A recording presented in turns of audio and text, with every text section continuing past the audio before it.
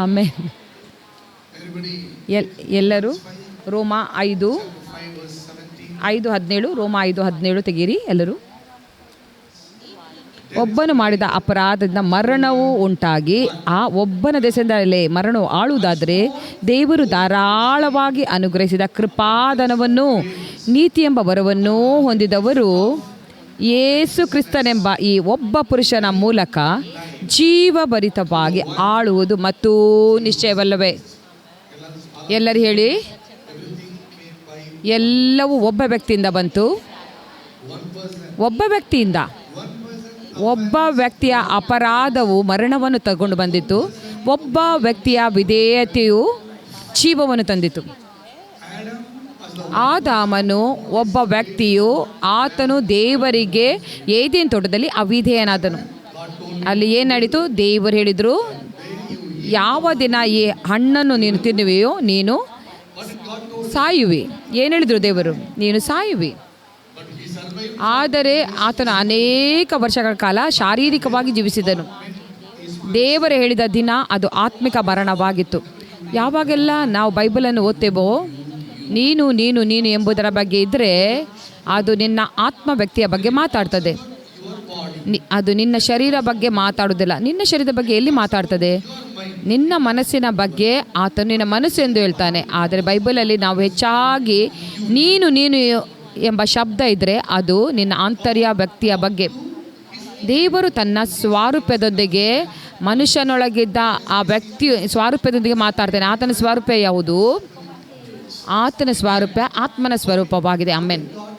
ಯಾವಾಗ ದೇವರ ಆದಾಮನಿಗೆ ಹೇಳಿದರೋ ಈ ದಿನ ಈ ಹಣ್ಣನ್ನು ತಿಂದರೆ ನೀನು ಸಾಯ್ತಿ ಎಂದು ಹೇಳಿದಾಗ ಆತನು ಸತ್ತನು.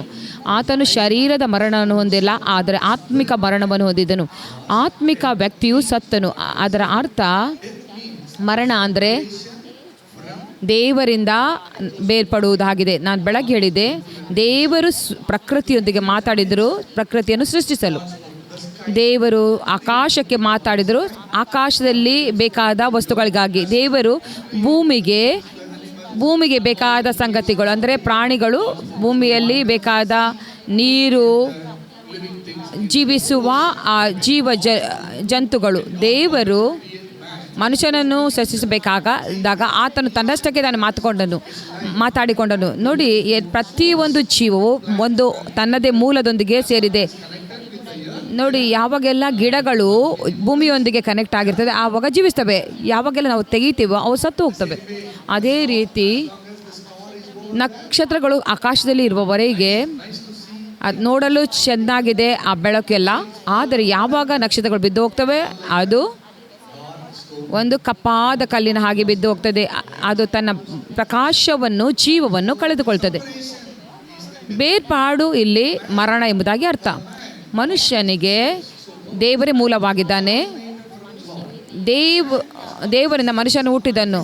ಮನುಷ್ಯನಿಗೆ ಆ ಒಂದು ಫಿಸಿಕಲ್ ಸೆನ್ಸ್, ಆ ಜೀವ, ಆ ಮನುಷ್ಯನು ಅದು ಚೈನೀಸ್ ಅಥವಾ ಜಪನೀಸ್ ಅಥವಾ ಅಮೇರಿಕನ್ ಅಥವಾ ಯುರೋಪಿಯನ್ ಆ ರೀತಿ ಅದರ ಅರ್ಥವಲ್ಲ. ಪ್ರತಿಯೊಬ್ಬ ಮನುಷ್ಯನ ಆ ಒಂದು ಸಂತತಿಯೇ ದೇವರಿಂದಲೇ ಬಂದುದಾಗಿದೆ. ಅದೇ ಬೈಬಲ್ ಹೇಳ್ತದೆ. ಅದನ್ನೇ ನಾವು ನಂಬ್ತೇವೆ.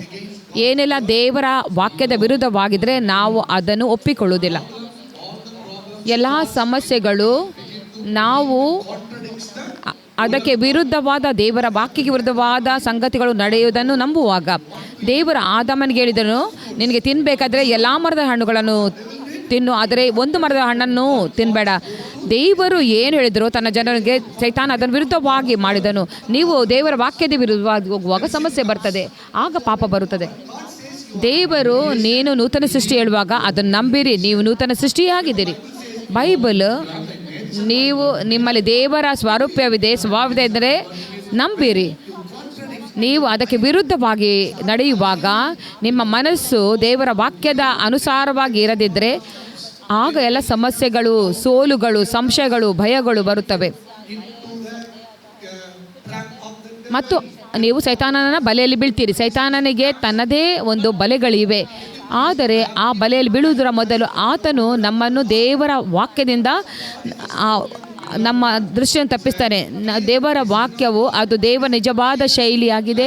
ಅದು ದೇವರ ಮತ್ತು ನನ್ನ ಮತ್ತು ನಿನ್ನ ಜೀವಿತದ ಬಗ್ಗೆ ಒಂದು ಸ್ಪಷ್ಟವಾದ ಜೀವಿತ ಶೈಲಿಯಾಗಿದೆ. ಯೌವನಸ್ಥನಾದ ಹುಡುಗನಾಗಿ ನಾನು ಪರಿಶುದ್ಧಾತ್ಮನ ಶಾಲೆಗೆ ಬಂದೆ. ನಾನು ಒಂದು ಹಳ್ಳಿಯಲ್ಲಿ ಹುಟ್ಟಿದೆ, ಹಳ್ಳಿಯಲ್ಲಿ ಬೆಳೆದೆ 7-8ನೇ ತರಗತಿಯವರೆಗೆ. ನಂತರ ನಾನು ಪಟ್ಟಣಕ್ಕೆ ಬಂದೆ. ನನ್ನ ಜೀವಿತವು ಒಳ್ಳೆಯದಾಗಿರಲಿಲ್ಲ. ನನ್ನ ಒಂದು ಹಳ್ಳಿಯ ಒಂದು ಆತ್ಮಿಕ ಮಂಡಲ, ನನ್ನ ಕುಟುಂಬ ಮಾತ್ರ ಕ್ರೈಸ್ತ ಕುಟುಂಬವಾಗಿತ್ತು. ಉಳಿದವರೆಲ್ಲರೂ ಅನ್ಯರಾಗಿದ್ದರು. ಅಂತಹ ಒಂದು ವಾತಾವರಣದಲ್ಲಿ ನಾನು ಬೆಳೆದೆ. ನನಗೆ ದೇವರ ಬಗ್ಗೆ ಇದ್ದ ಜ್ಞಾನವು ಏನೂ ಇರಲಿಲ್ಲ. ನನ್ನ ಅಜ್ಜಿಯೇ ನನಗೆ ಸಂಡೇ ಸ್ಕೂಲ್ ಟೀಚರ್ ಆಗಿದ್ದರು. ಅವರೇ ನಮಗೆ, ಮತ್ತು ನನ್ನ ಅಜ್ಜ ಕೂಡ ಇದ್ದರು. ಅವರು ಕೂಡ ನನ್ನ ಮೇಲೆ ನನ್ನ ಬಾಲ್ಯತನ ಮೇಲೆ ಆ ಒಂದು ಆತ್ಮಿಕ ಪ್ರಭಾವವನ್ನು ಬೀರಿದರು. ನಾನು ಯೋಸೇಫನ ಬಗ್ಗೆ ಓದಿಲ್ಲ, ಆತನ ಬಗ್ಗೆ ಕೇಳಿದೆ. ನಾನು ಸಂಸೋನ ಬಗ್ಗೆ ಕೇಳಲಿಲ್ಲ, ಸಂಸೋನನ ಬಗ್ಗೆ ಓದಿಲ್ಲ, ಆದರೆ ಕೇಳಿದೆ. ಅದೃಷ್ಟವಶಾತ್ ನನ್ನ ಅಜ್ಜಿ 2 ಸಂಗತಿಗಳನ್ನು ಮಾಡಿದರು.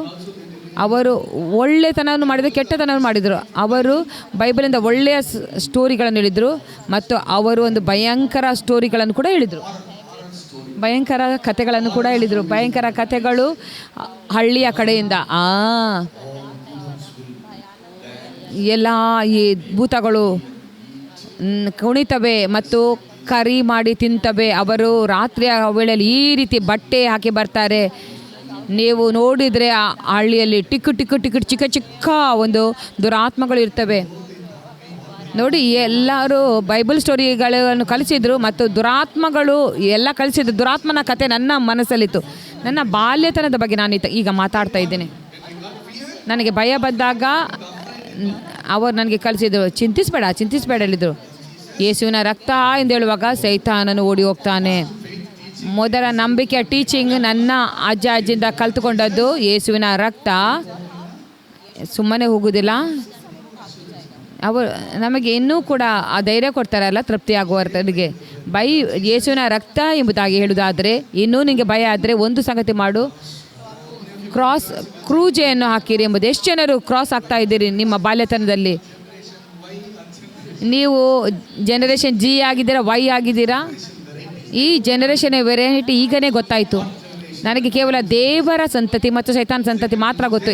ಎಸೆಕಣ್ಣ ಯಾವಾಗಲೂ ಹೇಳ್ತಾ ಇದ್ದರು, ಯೌವನಸ್ಥರ ಸಂತತಿ ಎದ್ದೇಳಬೇಕು, ಇನ್ನೊಂದು ಸಂತತಿ ಎದ್ದೇಳಬೇಕು. ಮತ್ತು ನನಗೆ ಅದರ ಮೊದಲಿನ ಸಂತತಿ ಮಾತ್ರ ಗೊತ್ತು.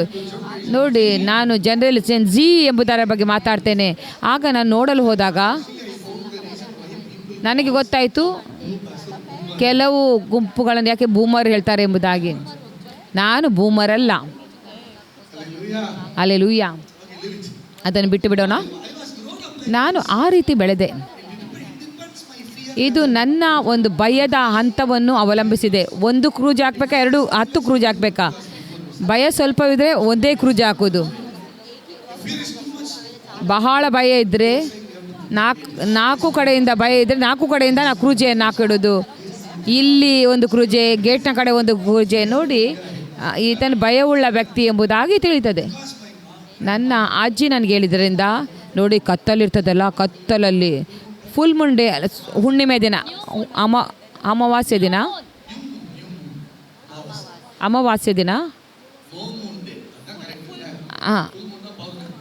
ಫುಲ್ ಮೂನ್ ಅಂದರೆ ಹುಣ್ಣಿಮೆ, ಅಮಾವಾಸ್ಯೆ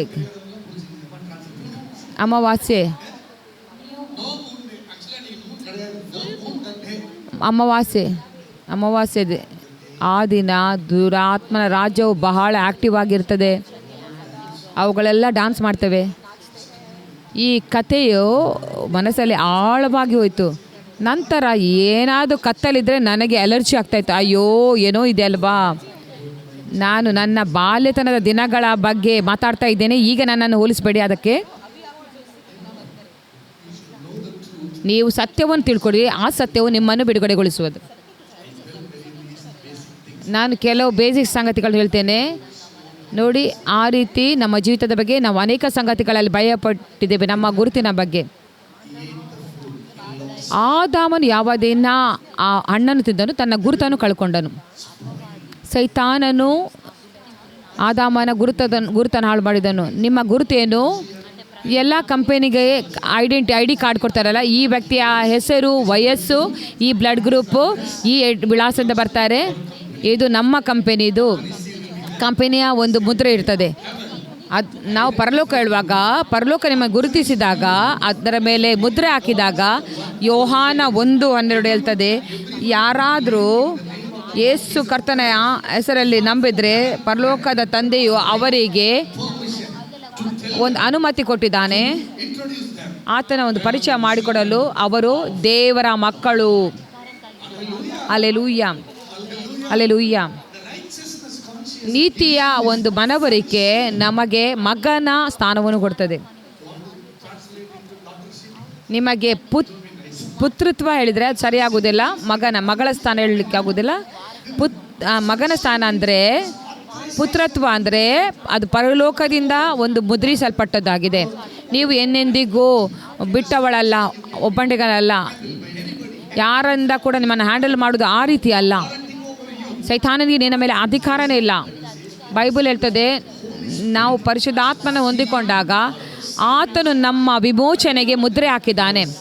ನೀವು ರಕ್ಷಣೆ ಹೊಂದಿದಾಗ, ನೀವು ದೇವರ ಮುದ್ರೆಯನ್ನು ಹೊಂದಿದಾಗ ಪರಿಶುದ್ಧಾತ್ಮನ ನಿಮ್ಮ ಒಳಗಡೆ ಬಂದಿದ್ದಾನಲ್ವಾ. ಅನ್ಯ ಭಾಷೆಯಲ್ಲಿ ಮಾತಾಡ್ತಿರಲ್ಲ, ಅದೊಂದು ಮುದ್ರೆ ಆಗಿದೆ. ನಾನು ಹೇಳಿದೆ ದೃಢೀಕರಣವು ದೇವರ ರಾಜ್ಯದಲ್ಲಿ ನಿಮಗಾಗಿ. Alleluia, amen.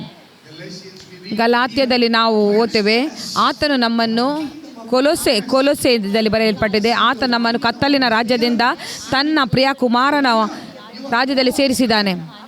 ಇನ್ನು ನೀವೆಂದಿಗೂ ಕತ್ತಲಿನ ರಾಜ್ಯದಲ್ಲಿ ಇಲ್ಲ. ಆಮೆನ್, ಹಲ್ಲೆಲೂಯ್ಯ. ಎಲ್ಲೋ ನಾನು ಆರಂಭಿಸಿದೆ, ಎಲ್ಲೋ ನಾನು ಹೋಗ್ತಾ ಇದ್ದೀನಿ.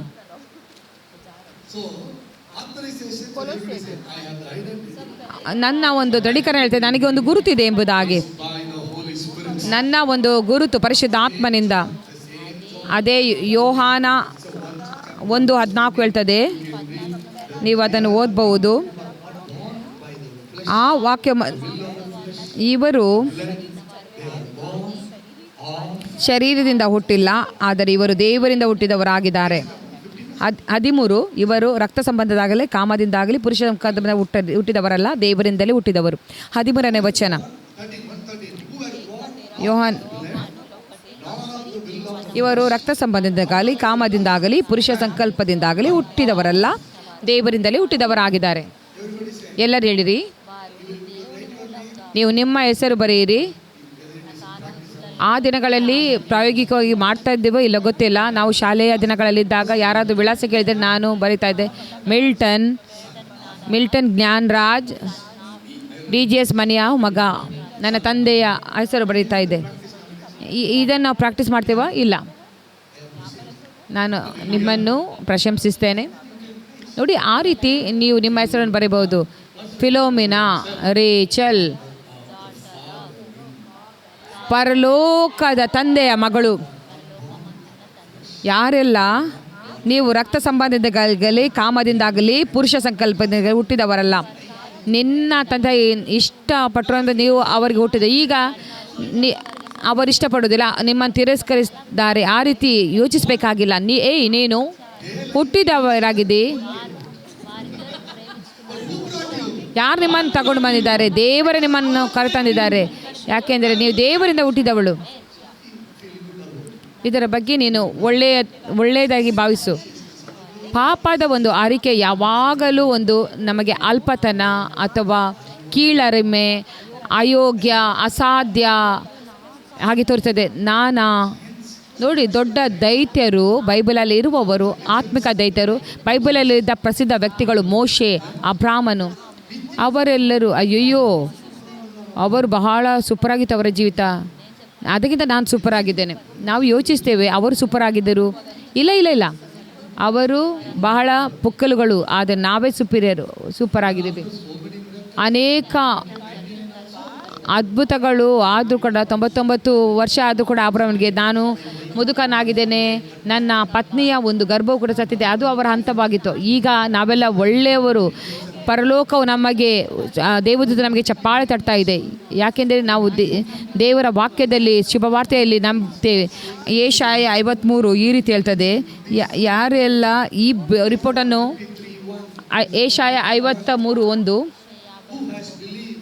ಯಾರು ನಮ್ಮ ಒಂದು ರಿಪೋರ್ಟನ್ನು ನಂಬಿದ್ದಾರೆ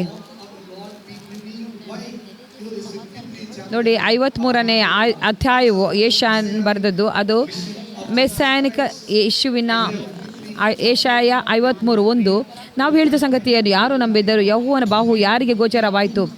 ನೋಡಿ, ಆತನು ನಮ್ಮ ದ್ರೋಹಗಳ ದೆಸೆಯಿಂದ ಅವನಿಗೆ ಗಾಯವಾಯಿತು, ನಮ್ಮ ಅಪರಾಧಗಳಿಗೆ ನಿಮಿತ್ತ ಆತನು ಜಜ್ಜಲ್ಪಟ್ಟನು. ಯೆಶಾಯನು ಪ್ರವಾದಿಸಿದನು, ಆತನ ಭಾಷೆಗಳು ನಮಗೆ ಗುಣವಾಗಿದೆ ಎಂಬುದಾಗಿ. ಆತನು ಯೇಸು ಒಂದು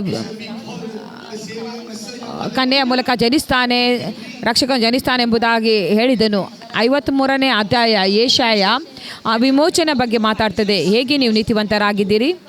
ಯಾಕೆಂದರೆ ಆತನು ನಮ್ಮ ಎಲ್ಲ ಪಾಪ ಶಾಪ ಎಲ್ಲವನ್ನು ಕ್ರೂಜಿಗೆ ತೆಗೆದುಕೊಂಡು ಹೋದನು.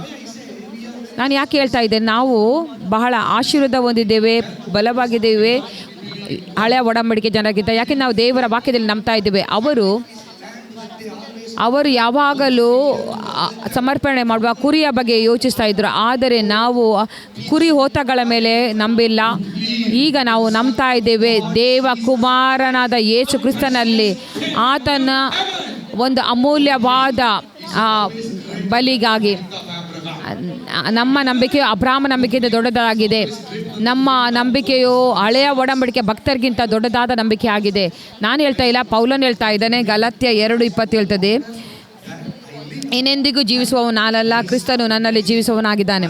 ಎಲ್ಲರೂ ಹೇಳಿರಿ, ಆದರೆ ಕ್ರಿಸ್ತನು ನನ್ನಲ್ಲಿ ಜೀವಿಸುವವನಾಗಿದ್ದಾನೆ.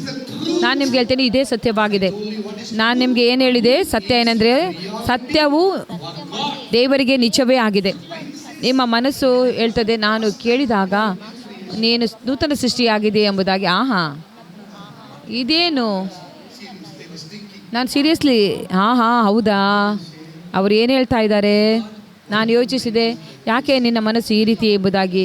ಯಾಕೆ ನಿನಗೆ ಅನಿಸ್ತಾ ಇದೆ ಈ ರೀತಿ? ಯಾಕೆ ನೀನು ರಿಪೀಟೆಡ್ ಆಗಿ ಪಾಪದಲ್ಲಿ ಬೀಳ್ತಾ ಇದ್ದಿ? ಪಾಪದಿಂದ ಹೇಗೆ ಹೊರಗೆ ಬರೋದು? ಹೇಗೆ ಶುದ್ಧವಾದ ಮನಸ್ಸನ್ನು ಇಟ್ಕೊಳ್ಳೋದು? ಹೇಗೆ ಒಂದು ದೈವಿಕ ಜೀವಿತವನ್ನು ಇಟ್ಕೊಳ್ಳೋದು? ಇದನ್ನು ನಾನು ಅಪೇಕ್ಷಿಸ್ತಾ ಇದ್ದೆ.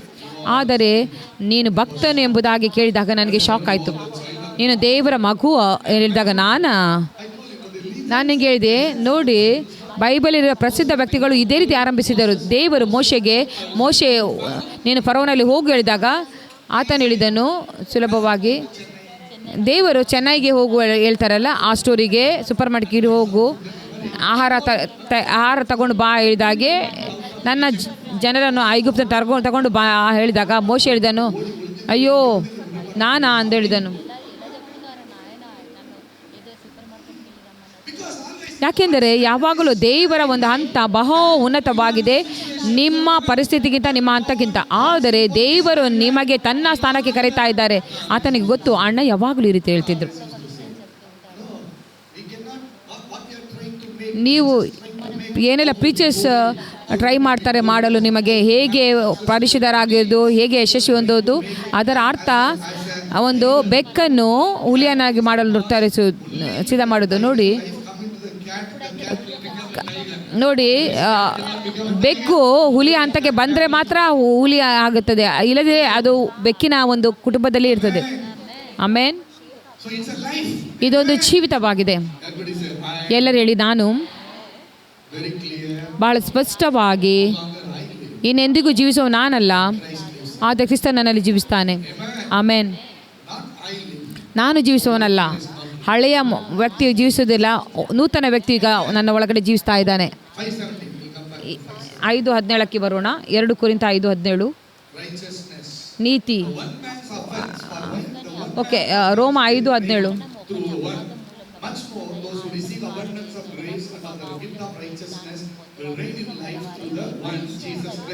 ರೋಮ 5:17 ಒಬ್ಬ ಮನುಷ್ಯನ ಮೂಲಕ ಎಷ್ಟು ಜನರಿಗೆ ದಾವಿದ ಮತ್ತು ಗೊಲಾಯತನ ಸ್ಟೋರಿ ಗೊತ್ತಿದೆ? ನಾನು ಇನ್ನೂ ಸ್ಟೋರಿಯನ್ನು ನಿಮಗೆ ಆಹಾರ ಕೊಡಲು ಹೇಳಬೇಕಾಗಿದೆ. ನೋಡಿ, ನೀತಿಯ ಬಗ್ಗೆ ಟೀಚ್ ಮಾಡೋದಂದರೆ ನಾನು ಹೇಳಬೇಕಾದ್ರೆ ಎಫೆಸ 5:13-14 ಇಷ್ಟರವರೆಗೆ ನೀವು ಪ್ರಸಂಗಿ, ಬೋಧಕ ಅಥವಾ ವಾಕ್ಯದ ವ್ಯಕ್ತಿ ಆಗಬೇಕಿತ್ತು, ಆದರೆ ಇನ್ನೂ ನೀವು ಹಾಲಿಗಾಗಿ ಆತರಿತೀರಿ. ನೀವು ಗಟ್ಟಿ ಆಹಾರಕ್ಕೆ ಸಿದ್ಧರಾಗಿಲ್ಲ. ಯಾಕೆಂದರೆ ನೀವು ವಾಕ್ಯದಲ್ಲಿ ನೀವು ಬೆಳೆದಿಲ್ಲ. ನಿಮ್ಮ ನೀತಿಯ ಸತ್ಯವು ನಿಮಗೆ ಕರ್ತನಲ್ಲಿ ಬಲವಾಗಿ ಬೆಳೆಯುವಂತೆ ಮಾಡ್ತದೆ. ನೀತಿಯ ಒಂದು ಸತ್ಯವು ನಿಮಗೆ ಕರ್ತನಲ್ಲಿ ಬೆಳೆಯುವಂತೆ ಮಾಡ್ತದೆ. ನೀತಿಯ ಒಂದು ಸತ್ಯವು ಒಂದು ಗಟ್ಟಿಯಾದ ಆಹಾರವಾಗಿದೆ. ಆಮೇನ್. ಗಟ್ಟಿಯಾದ ಆಹಾರ ಯಾರಿಗೆಲ್ಲ ಗಟ್ಟಿಯಾದ ಆಹಾರ ಬೇಕು ಅವರು ಅಲ್ಲಿಯೇ ತೃಪ್ತಿಗೊಳ್ತಾರೆ. ಇಬ್ರಿಯ 5:13-14 ವಚನ. ಅದು ನೀವು ಗಟ್ಟಿಯಾದ ಆಹಾರವಾದ ನೀವು ಸೈತಾನನ ಆ ಒಂದು ಕಾರ್ಯದ ವಿರುದ್ಧ ಹೋರಾಡಲು ಕರೆಯಲ್ಪಟ್ಟಿದ್ದೀರಿ. ನೀವು ರೋಗದ ಮತ್ತು ಡಿಮನ್ ಪವರ್ ಮತ್ತು ಅಡಿಕ್ಷನ್ ಪವರ್ ಅಂದರೆ ಜನರನ್ನು ಬಂಧನದಿಂದ ಬಿಡುಗಡೆ ಮಾಡಲು ಕರೆಯಲ್ಪಟ್ಟಿದ್ದೀರಿ. ಆದರೆ ನೀವು ಎಷ್ಟರವರೆಗೆ ಶಿಶುವಾಗ್ತೀರಿ? ನೀವು ನಾನು 2 ಹಾಡುಗಳನ್ನು ಹಾಡ್ತೇನೆ, ಅರ್ಧ ಗಂಟೆ ಪ್ರಾರ್ಥನೆ ಮಾಡ್ತೇನೆ, 2 ಅಧ್ಯಾಯಗಳನ್ನು ಓದಿದರ ಮೂಲಕ ನಾನು ತೃಪ್ತಿಗೊಂಡ ಕ್ರಿಶ್ಚಿಯನ್ ಆದರೂ ನಾನು ಕ್ರಿಸ್ತನಿಗಾಗಿ ಒಂದು ಯಶಸ್ವಿಯಾದ ಸೈನಿಕನಾಗಲಾಗುವುದಿಲ್ಲ. ನೀವು ಸೈನಿಕನಾಗೋದು ಯಾವಾಗೆಂದರೆ ನೀವು ಕ್ರಿಸ್ತನಲ್ಲಿ ಯಾರೆಂಬುದಾಗಿ ತಿಳಿದಾಗ.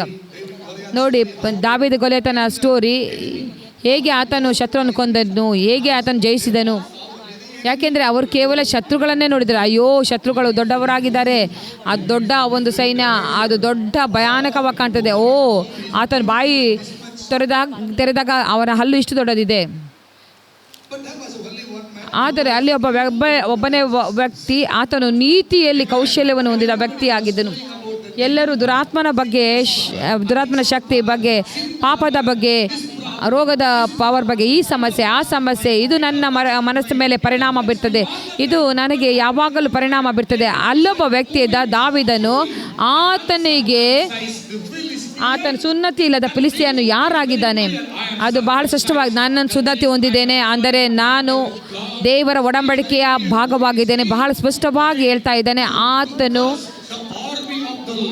ಯಾರಿವನು ಕರ್ತನ ಸೈನ್ಯವನ್ನು ದೂಷಿಸಲು?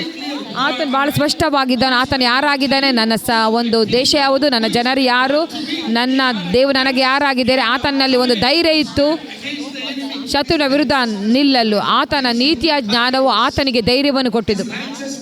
ಆತನ ನೀತಿ ಅರ್ಥ ಮಾಡಿಕೊಂಡದ್ದು ಆತನಿಗೆ ಒಂದು ಹೆಮ್ಮೆಯನ್ನು ಕೊಟ್ಟಿತು. ಗತ್ತು ಎಲ್ಲರೂ ಹೇಳಿರಿ, ಎಲ್ಲ ಭಾಷೆ ಅಂದರೆ ಗತ್ತು. ಎತ್ತು, ನಿನ್ನಲ್ಲಿ ಗತ್ತಿದ್ರೆ ನೀನು ಅದನ್ನು ತೊಳಿಬೋದು. ಪಿಶಾಚಿ ವಿಲ್ ಬಿ ಸತ್ತು.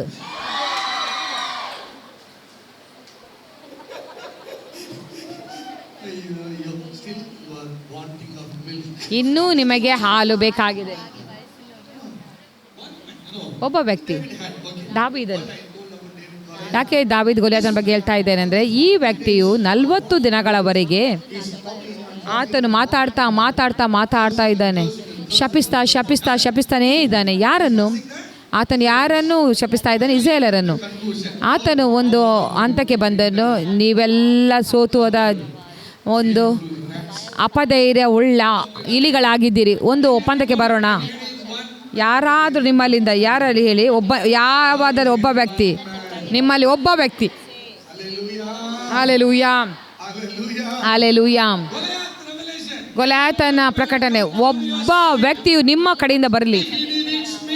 ಆತನು ನನಗೆ ಸೋಲಿಸಿದರೆ ನಾನು ಸೌಲನ ಗುಲಾಮನಾಗ್ತೇನೆ. ನೀವೇ ಇಲ್ಲದಿದ್ದರೆ ನೀವು ಫಿಲಿಸ್ಟಿಯರಿಗೆ ಗುಲಾಮರಾಗಬೇಕು. ಪ್ರಾಥಮಿಕವಾಗಿ ಒರಿಜಿನಲಿ ನೀವು ಮಗ ಆಗಿದ್ದೀರಿ, ಪುತ್ರರಾಗಿದ್ದೀರಿ, ದೇವರ ಮಕ್ಕಳಾಗಿದ್ದೀರಿ. ಪಾಪದಿಂದಾಗಿ ನೀವು ಗುಲಾಮರಾದ್ರಿ. ಪಾಪಕ್ಕೆ ನೀವು ಪಾಪವನ್ನು ಸೇವಿಸಿದ್ರಿ, ಅವಿಶ್ವಾಸವನ್ನು ಸೇವಿಸಿದ್ದೀರಿ, ಶರೀರವನ್ನು ಸೇವಿಸಿದ್ದೀರಿ. ಅದು ನಿಮ್ಮ ಗುರುತಲ್ಲ. ನಿಜವಾಗಿ ನೀವು ಪುತ್ರಿಯರು, ನೀವು ದೇವರ ಮಕ್ಕಳಾಗಿದ್ದೀರಿ. ಪುನಃ ನಾನು ಇಂಜೆಕ್ಷನ್ ಹಾಕ್ತಾ ಇದ್ದೇನೆ. ಹಲ್ಲೆಲೂಯಾ. ಆತನು ಒಂದು ವಿಷಯ ಹೇಳಿದನು, ಒಬ್ಬ ವ್ಯಕ್ತಿ ಬರಲಿ. 2 ರಾಜ್ಯಗಳು ಇಲ್ಲಿ ನಿಂತಿವೆ. ಒಂದು ಫಿಲಿಸ್ಟಿಯ ರಾಜ್ಯ, ಇನ್ನೊಂದು ಇಲ್ಲಿ ಇಸ್ರಾಯೇಲರ ರಾಜ್ಯ. ಇಲ್ಲೊಬ್ಬ ರಾಜನಿಗಿದ್ದಾನೆ, ಇಲ್ಲೊಂದು ಸೈನ್ಯವಿದೆ, ಆದರೆ ಯಾರಲ್ಲಿ ಕೂಡ ಆ ಧೈರ್ಯವಿಲ್ಲ ಆತನ ಮುಂದೆ ನಿಲ್ಲಲು. ಇದು ಒಂದು ಚಿತ್ರಣ, ಇದು ಬಿದ್ದು ಹೋದ ವ್ಯಕ್ತಿಯ ಒಂದು ಪರಿಸ್ಥಿತಿ. ಯಾಕೋಬ 2:20 ಹೇಳ್ತದೆ, ರೋಮ 2:20-21 ಓದ್ಬೋದು. ನಾವೆಲ್ಲರೂ ಪಾಪವನ್ನು ಮಾಡಿ ನಾವು ದೇವರ ಮಹಿಮೆಯನ್ನು ಕಳ್ಕೊಂಡವರಾಗಿದ್ದೆವು. ನೀತಿವಂತರು ರೋಮ 3:20 23 ಅಲ್ಲ 10 ನೋಡೋಣ. ಶಾಸ್ತ್ರದಲ್ಲಿ ಬರೆಯುವಂಥ ನೀತಿವಂತನು ಇಲ್ಲ, ಒಬ್ಬನಾದರೂ ಇಲ್ಲ, ತಿಳುವಳಿಕೆಯವನು ಇಲ್ಲ, ದೇವರನ್ನು ಹುಡುಕುವವನಿಲ್ಲ. ಎಲ್ಲರೂ ದಾರಿ ತಪ್ಪಿ ನಡೆಯುತ್ತಾರೆ, ಎಲ್ಲರೂ ಕೆಲಸಕ್ಕೆ ಬಾರದವರು, ಆದರೂ ಒಳ್ಳೆಯದನ್ನು ಮಾಡುವವನು ಇಲ್ಲ, ಒಬ್ಬನಾದರೂ ಇಲ್ಲ. ಈಗ 3:23 ಎಲ್ಲರೂ ಪಾಪ ಮಾಡಿ ದೇವರ ಮಹಿಮೆಯನ್ನು ಹೊಂದದೆ ಹೋಗಿದ್ದಾರೆ.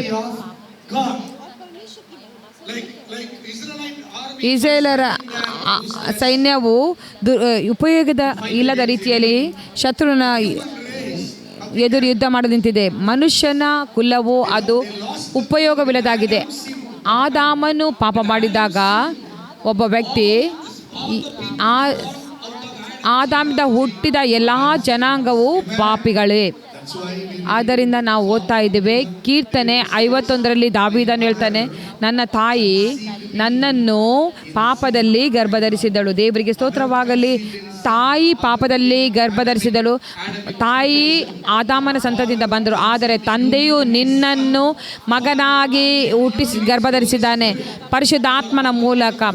ನೀವು ನಿಮ್ಮ ಶರೀರದ ತಾಯಿ ತಂದೆಯ ಉತ್ಪಾದನೆ ಅಲ್ಲ, ನೀವು ತಂದೆಯ ಉತ್ಪಾದನೆ ಆಗಿದ್ದೀರಿ. ನೀವು ದೇವರ ಗರ್ಭದಿಂದ ಬಂದಿದ್ದೀರಿ. ಪರಿಶುದ್ಧಾತ್ಮನಾದ ದೇವರು ನಿಮಗೆ ಜನ್ಮ ಕೊಟ್ಟಿದ್ದಾನೆ. ನೀವು ಶರೀರದಿಂದ ಅಥವಾ ರಕ್ತ ಸಂಬಂಧ ಹುಟ್ಟಿದವರಲ್ಲ, ಆದರೆ ಆತ್ಮನಿಂದ ಹುಟ್ಟಿದವರು. ಇಲ್ಲಿ ಕೇಳಿರಿ, ಇಲ್ಲಿ ಏನಾಯ್ತಂದರೆ ಗೊಲ್ಯಾತನು ಸವಾಲಾಗ್ತಾ ಇದ್ದಾನೆ, ಯಾವನಾದರೂ ಒಬ್ಬ ವ್ಯಕ್ತಿಯನ್ನು ಕಳಿಸು. ಎಲ್ಲರೂ ಹೇಳಿ, ಎಲ್ಲ ಯುದ್ಧವು ಒಬ್ಬ ವ್ಯಕ್ತಿಯ ನಡುವೆ, ಒಬ್ಬ ಮತ್ತು ಇನ್ನೊಬ್ಬನ ಮಧ್ಯದಲ್ಲಿ. ಈಗ ನಾವು ಆನಂದಿಸ್ತಾ ಇದ್ದೀವಿ. ಕಾರಣ ಯಾರು ಇರಲಿಲ್ಲ. ಸೌಲನು ಅಪಧೈರ್ಯಗೊಂಡನು. ಈ ಕತೆ ಗೊತ್ತು ನಿಮಗೆ. ಎಲ್ಲರೂ ಹೇಳಿ, ದಾವೀದನು ಬಂದನು. ಹೊಸ ಒಡಂಬಡಿಕೆಯಲ್ಲಿ ದಾವೀದ ಕುಮಾರನು ಬಂದನು. ಮೊದಲನೇ ಆದಾಮನು ಏದೇನ್ ತೋಟದಲ್ಲಿ ಏನೆಲ್ಲ ಕಳ್ಕೊಂಡನು, ಆತನು ಸೋತು ಹೋದನು, ಆತನು ಸೋಲಿಸಲ್ಪಟ್ಟನು. ಆದರೆ ಯೇಸು ಎರಡನೆಯ ಆದಾಮನಾಗಿ ಬಂದನು. ಆತನು ಬಂದಾಗ ಇಸ್ರಾಯೇಲರ ಪರವಾಗಿ ದಾವೀದನು ಮುಂದೆ ಬಂದನು. ಎಲ್ಲ ಮನುಷ್ಯ ಕುಲಗಾಗಿ ಯೇಸು ಬಂದನು. ಕೈ ಚಪ್ಪಾಳೆಯನ್ನು ತಟ್ರಿ. ಬೈಬಲ್ ಹೇಳ್ತದೆ, ಯೇಸು ಹೇಳಿದು, ಶಾಸ್ತ್ರದ ನನ್ನ ಬಗ್ಗೆ ಬರೆದೆ, ನೀನು ನನಗೆ ಒಂದು ಶರೀರವನ್ನು ಸಿದ್ಧ ಮಾಡಿದೆ, ಅದನ್ನು ನಾನು ಬಂದೆ. ಯೇಸು ಮನುಷ್ಯನಾದನು ಈ ಲೋಕದಲ್ಲಿ. ಯಾಕೆಂದರೆ ಒಬ್ಬ ವ್ಯಕ್ತಿ ಬೇಕಾಗಿತ್ತು. ಯಾವ ವ್ಯಕ್ತಿ ಕೂಡ ಯೋಗ್ಯನಾಗಿರಲಿಲ್ಲ. ನಾನು ನಿಮಗೆ ಪರಿಚಯವನ್ನು ಮಾತ್ರ ಕೊಡ್ತಾ ಇದ್ದೀನಿ. ನೀವು ಬೈಬಲನ್ನು ಓದಿದರೆ, ನಾವೀಗ ಓದಿದವಲ್ಲ, ಅಲ್ಲಿ ನೀತಿವಂತನು ಯಾರು ಇರಲಿಲ್ಲ, ಒಬ್ಬನಾದರೂ ಇರಲಿಲ್ಲ. ಎಲ್ಲರೂ ದೇವರ ಮಹಿಮೆಯನ್ನು ಹೊಂದದೇ ಹೋಗಿದ್ದರು. ಅಂದರೆ ಅವರು ತಮ್ಮದೇ ರೀತಿಯಲ್ಲಿ ಜೀವಿಸ್ತಾ ಇದ್ದರು. ಆದಾಮನು ಕನಸನ್ನು ಕಳ್ಕೊಂಡಾಗ ಮನುಷ್ಯನಿಗಾಗಿ ದೇವರ ಎದುರು ಮನುಷ್ಯ ನಿಲ್ಲುವುದು ಅದು ತಪ್ಪಿ ಹೋಗಿತ್ತು. ಆದಿಕಾಂಡ 3ನೇ ಅಧ್ಯಾಯದಲ್ಲಿ ಆದಾಮ ಅವರು ತೋಟದಿಂದ ಹೊರಗೆ ಕಳಿಸಲ್ಪಟ್ಟರು. ಅವರು ದೇವರ ಪ್ರಸನ್ನತೆಯಿಂದ ಹೊರಗೆ ಬರಬೇಕಾಯಿತು. ದೇವರ ನಿಜವಾದ ಉದ್ದೇಶ ತನ್ನ ಸೃಷ್ಟಿಯಲ್ಲಿ ಜೀವಿಸುವಂಥದ್ದಾಗಿದೆ. ಆದರೆ ಪಾಪವು ಸೃಷ್ಟಿಯನ್ನು ಆತನಿಂದ ಬೇರ್ಪಡಿಸಿತು. ನಾವು ಯಾವಾಗಲೂ ನೋಡ್ತೀವಿ, ದೇವರು ಮನುಷ್ಯನಿಗೆ ಜೀವಿಸಲು ಬಯಸಿದ್ರು. ಆತನು ಬೆಟ್ಟದಲ್ಲಿ ಬಂದನು, ವೇದಿಯಲ್ಲಿ ಬಂದನು, ಆಲಯಕ್ಕೆ ಬಂದನು, ಆತನು ಗುಡಾರಕ್ಕೆ ಬಂದನು. ಆತನು ಮೋಶೆನಿಗೆ ಹೇಳಿದನು, ಗುಡಾರವನ್ನು ತನ್ನ ಜನರ ಮಧ್ಯದಲ್ಲಿ ಕಟ್ಟು ಎಂಬುದಾಗಿ. ವಿಮೋಚನಾ ಕಾಂಡದಲ್ಲಿ ನಾವು ನೋಡಿದಾದ್ರೆ ಬೈಬಲ್ ಸ್ಪಷ್ಟವಾಗಿ ತೋರಿಸ್ತಾ ಇದೆ, ಗುಡಾರವು ಮಧ್ಯದಲ್ಲಿರುವುದು ಮತ್ತು ಎಲ್ಲ ಈ 12 ಕುಲಗಳು ಆ ಗುಡಾರದ ಸುತ್ತಲೂ ದೇವರು ತನ್ನ ಜನರ ಮಧ್ಯದಲ್ಲಿ ವಾಸಿಸಲು ಬಯಸಿದರು. ನಿಜವಾಗಿ ದೇವರು ತನ್ನ ಜನರ ಮಧ್ಯದಲ್ಲಿ ಜೀವಿಸಲು ಬಯಸ್ತಾರೆ. ಆದರೆ ಪಾಪವು ಬೇರ್ಪಡಿಸಿತು. ದೇವರು ತನ್ನ ಜನರ ಮಧ್ಯದಲ್ಲಿ ಇರಲು ತಪ್ಪಿಕೊಂಡು ದೇವರ ಮಹಿಮೆ, ದೇವರ ಅನೀತಿ, ದೇವರ ಪರಿಶುದ್ಧತೆ ಆ ಪಾಪವನ್ನು ಅನುಮತಿಸಲಿಲ್ಲ ಅದನ್ನು ಸಹಿಸಲು. ಅದಕ್ಕಾಗಿ ಪಾಪವು ನ್ಯಾಯ ತೀರ್ಪಾಯಿತು. ಹೇಗೆ ತನ್ನ ಜನರೊಂದಿಗೆ ಕನೆಕ್ಟ್ ಆಗುವುದೆಂಬುದಾಗಿ ದೇವರು ಭಾವಿಸ್ತಾ ಇದ್ದರು. ದೇವರು ಹೇಳಿದರು ಅನೇಕ ಕಾಣಿಕೆಗಳನ್ನು ಕೊಡಲು. ಯಾಜಕಾಂಡವನ್ನು ಓದಿರಿ, ನಂತರ 1, 2, 3, 4ನೇ ಅಧ್ಯಾಯ ಇದರ ಬಗ್ಗೆ ಹೇಳ್ತದೆ. ಅನೇಕ ಒಂದು ಬಲಿದಾನಗಳು. ಯಾಕೆ ದೇವರು ಬಲಿ ಕೊಡಲು ಹೇಳಿದರು ಬೈಬಲಲ್ಲಿ, ಹಳೆಯ ಒಡಂಬಡಿಕೆಯಲ್ಲಿ? ಯಾಕೆಂದರೆ ದೇವರ ಕೋಪವನ್ನು ಕಡಿಮೆ ಮಾಡಲು. ಹಳೆಯ ಒಡಂಬಡಿಕೆಯ ಪಾಪವು ರಕ್ತದ ಮೂಲಕ ಮುಚ್ಚಲ್ಪಡ್ತಾ ಇತ್ತು, ಹೋತ ಮತ್ತು ಕುರಿಗಳ ಮೂಲಕ. ಇಬ್ರಿಯ 10ನೇ ಅಧ್ಯಾಯ 9 ಇಬ್ರಿಯ 9ನೇ ಅಧ್ಯಾಯ. ಕ್ರಿಸ್ತನು ಬಂದನು 11ನೇ ವಚನದಿಂದ. ಆದರೆ ಕ್ರಿಸ್ತನು ಈಗ ದೊರೆತಿರುವ ಮೇಲುಗಳನ್ನು ಕುರಿತು ಮಹಾಯಾಜಕನಿಗೆ ಬಂದು ಕೈಯಿಂದ ಕಟ್ಟಲ್ಪಡದಂಥ, ಅಂದರೆ ಈ ಸೃಷ್ಟಿಗೆ ಸಂಬಂಧಪಡದಂಥ ಘನವಾಗಿ ಉತ್ಕೃಷ್ಟವಾಗಿ ಇರುವ ಗುಡಾರದಲ್ಲಿ ಸೇವೆಯನ್ನು ಮಾಡುವವನಾಗಿ ಹೋತಗಳ ಮತ್ತು ಹೋರಿಕರಗಳ ರಕ್ತವನ್ನು ತೆಗೆದುಕೊಳ್ಳದೆ ಸ್ವಂತ ರಕ್ತವನ್ನು ತೆಗೆದುಕೊಂಡು ನಮಗೋಸ್ಕರ ನಿತ್ಯ ವಿಮೋಚನೆಯನ್ನು ಸಂಪಾದಿಸಿಕೊಂಡವನಾಗಿ ಒಂದೇ ಸಾರಿ ದೇವರ ಸನ್ನಿಧಾನಕ್ಕೆ ಪ್ರವೇಶಿಸಿದನು. ಹೋರಿಗಳ ರಕ್ತವು ಹೊಲೆಯಾದವರ ಮೇಲೆ ಚೆಲ್ಲುವ ಕಡಸಿನ ಬೂದಿಯು ಶರೀರದ ಹೊಲೆಯನ್ನು ಹೋಗಲಾಡಿಸಿ ಪವಿತ್ರ ಮಾಡುವುದಾದರೆ, ನಿತ್ಯಾತ್ಮನಿಂದ ತನ್ನನ್ನು ತಾನೇ ನಿರ್ದೋಷಿಯನ್ನಾಗಿ ದೇವರಿಗೆ ಸಮರ್ಪಿಸಿಕೊಂಡ ಕ್ರಿಸ್ತನ ರಕ್ತವು ಎಷ್ಟೋ ಹೆಚ್ಚಾಗಿ ನಮ್ಮನ್ನು ನಿರ್ಜೀವ ಕರ್ಮಗಳಿಂದ ಬಿಡಿಸಿ ನಾವು ಜೀವವುಳ್ಳ ದೇವರನ್ನು ಆರಾಧಿಸುವವರಂತೆ ನಮ್ಮ ಮನಸ್ಸನ್ನು ಶುದ್ಧೀಕರಿಸುವುದಲ್ಲವೇ? ಆದ್ದರಿಂದ ಈ ಎಲ್ಲ ಅರೇಂಜ್ಮೆಂಟ್ಗಳು ಹಳೆಯ ಒಡಂಬಡಿಕೆಯಲ್ಲಿ ಮಾಡಿದದ್ದು ಸಾಕಾಗ್ತಿರಲಿಲ್ಲ. ಅದಕ್ಕಾಗಿ ದೇವರು ಮನುಷ್ಯನ ದಾರಿಯಾಗಿ, ಆತನು ಮನುಷ್ಯರ ದಾರಿಯಾಗಿ ಬಂದನು. ವಾಕ್ಯವೆಂಬ ಯೇಸುವಾಗಿದ್ದಾನೆ. ಆತನು ಮನುಷ್ಯ ದಾರಿಯಾದನು ಮತ್ತು ತನ್ನ ರಕ್ತದಿಂದ. ಹಳೆಯ ಒಡಂಬಡಿಕೆಯಲ್ಲಿ ಏನಾಯಿತು? ಈ ಕುರಿ ಹೋರಿಗಳ ರಕ್ತವು ಅವುಗಳು ಪಾಪವನ್ನು ಮುಚ್ಚುತ್ತಾ ಇತ್ತು. ಮುಂದಿನ 10ನೇ ಅಧ್ಯಾಯ 1ನೇ ವಚನ. ಧರ್ಮಶಾಸ್ತ್ರದಲ್ಲಿ ಮುಂಬರಬೇಕಾಗಿದ್ದ ಮೇಲುಗಳ ಛಾಯೆ ಹೊರತು ಅವುಗಳ ನಿಜ ಸ್ವರೂಪವಲ್ಲವಾದ್ದರಿಂದ ಧರ್ಮಶಾಸ್ತ್ರವು ವರ್ಷಕ್ಕೆ ಪದೇ ಅರ್ಪಿತವಾಗುವ ಒಂದೇ ವಿಧವಾದ ಯಜ್ಞಗಳನ್ನು ಅರ್ಪಿಸಿ ದೇವರ ಸಮೀಪಕ್ಕೆ ಬರುವವರನ್ನು ಎಂದಿಗೂ ಸಿದ್ಧಿಗೆ ತರಲಾರದು. ತಂದಿದ ಪಕ್ಷದಲ್ಲಿ ಹಳೆಯ ಒಡಂಬಡಿಕೆಯಲ್ಲಿ ಅಲ್ಲಿ ಅವರು ಬಲಿಗಳನ್ನು ಕೊಡ್ತಾ ಇದ್ದರು. ವರ್ಷಕ್ಕೆ ಅದನ್ನು ಕೊಟ್ಟರೂ ಅದು ಯಾರೆಲ್ಲ ಅವರ ಹತ್ತಿರವಾಗ್ತಿದ್ರೋ ಅವರನ್ನು ಪರಿಪೂರ್ಣ ಮಾಡಲಿಲ್ಲ. ಪಾಪಿಗಳು ಪರಿಪೂರ್ಣವಾಗಲಿಲ್ಲ, ಪಾಪಿಗಳು ಪರಿಶುದ್ಧರಾಗಲಿಲ್ಲ, ಅವರನ್ನು ದೇವರ ಮಕ್ಕಳನ್ನಾಗಿ ಮಾಡಿಲ್ಲ. ನೋಡಿ, ಹಳೆಯ ಒಡಂಬಡಿಕೆಯ ಭಕ್ತರ ಪ್ರಾರ್ಥನೆ ನಮಗೆ ಗೊತ್ತು.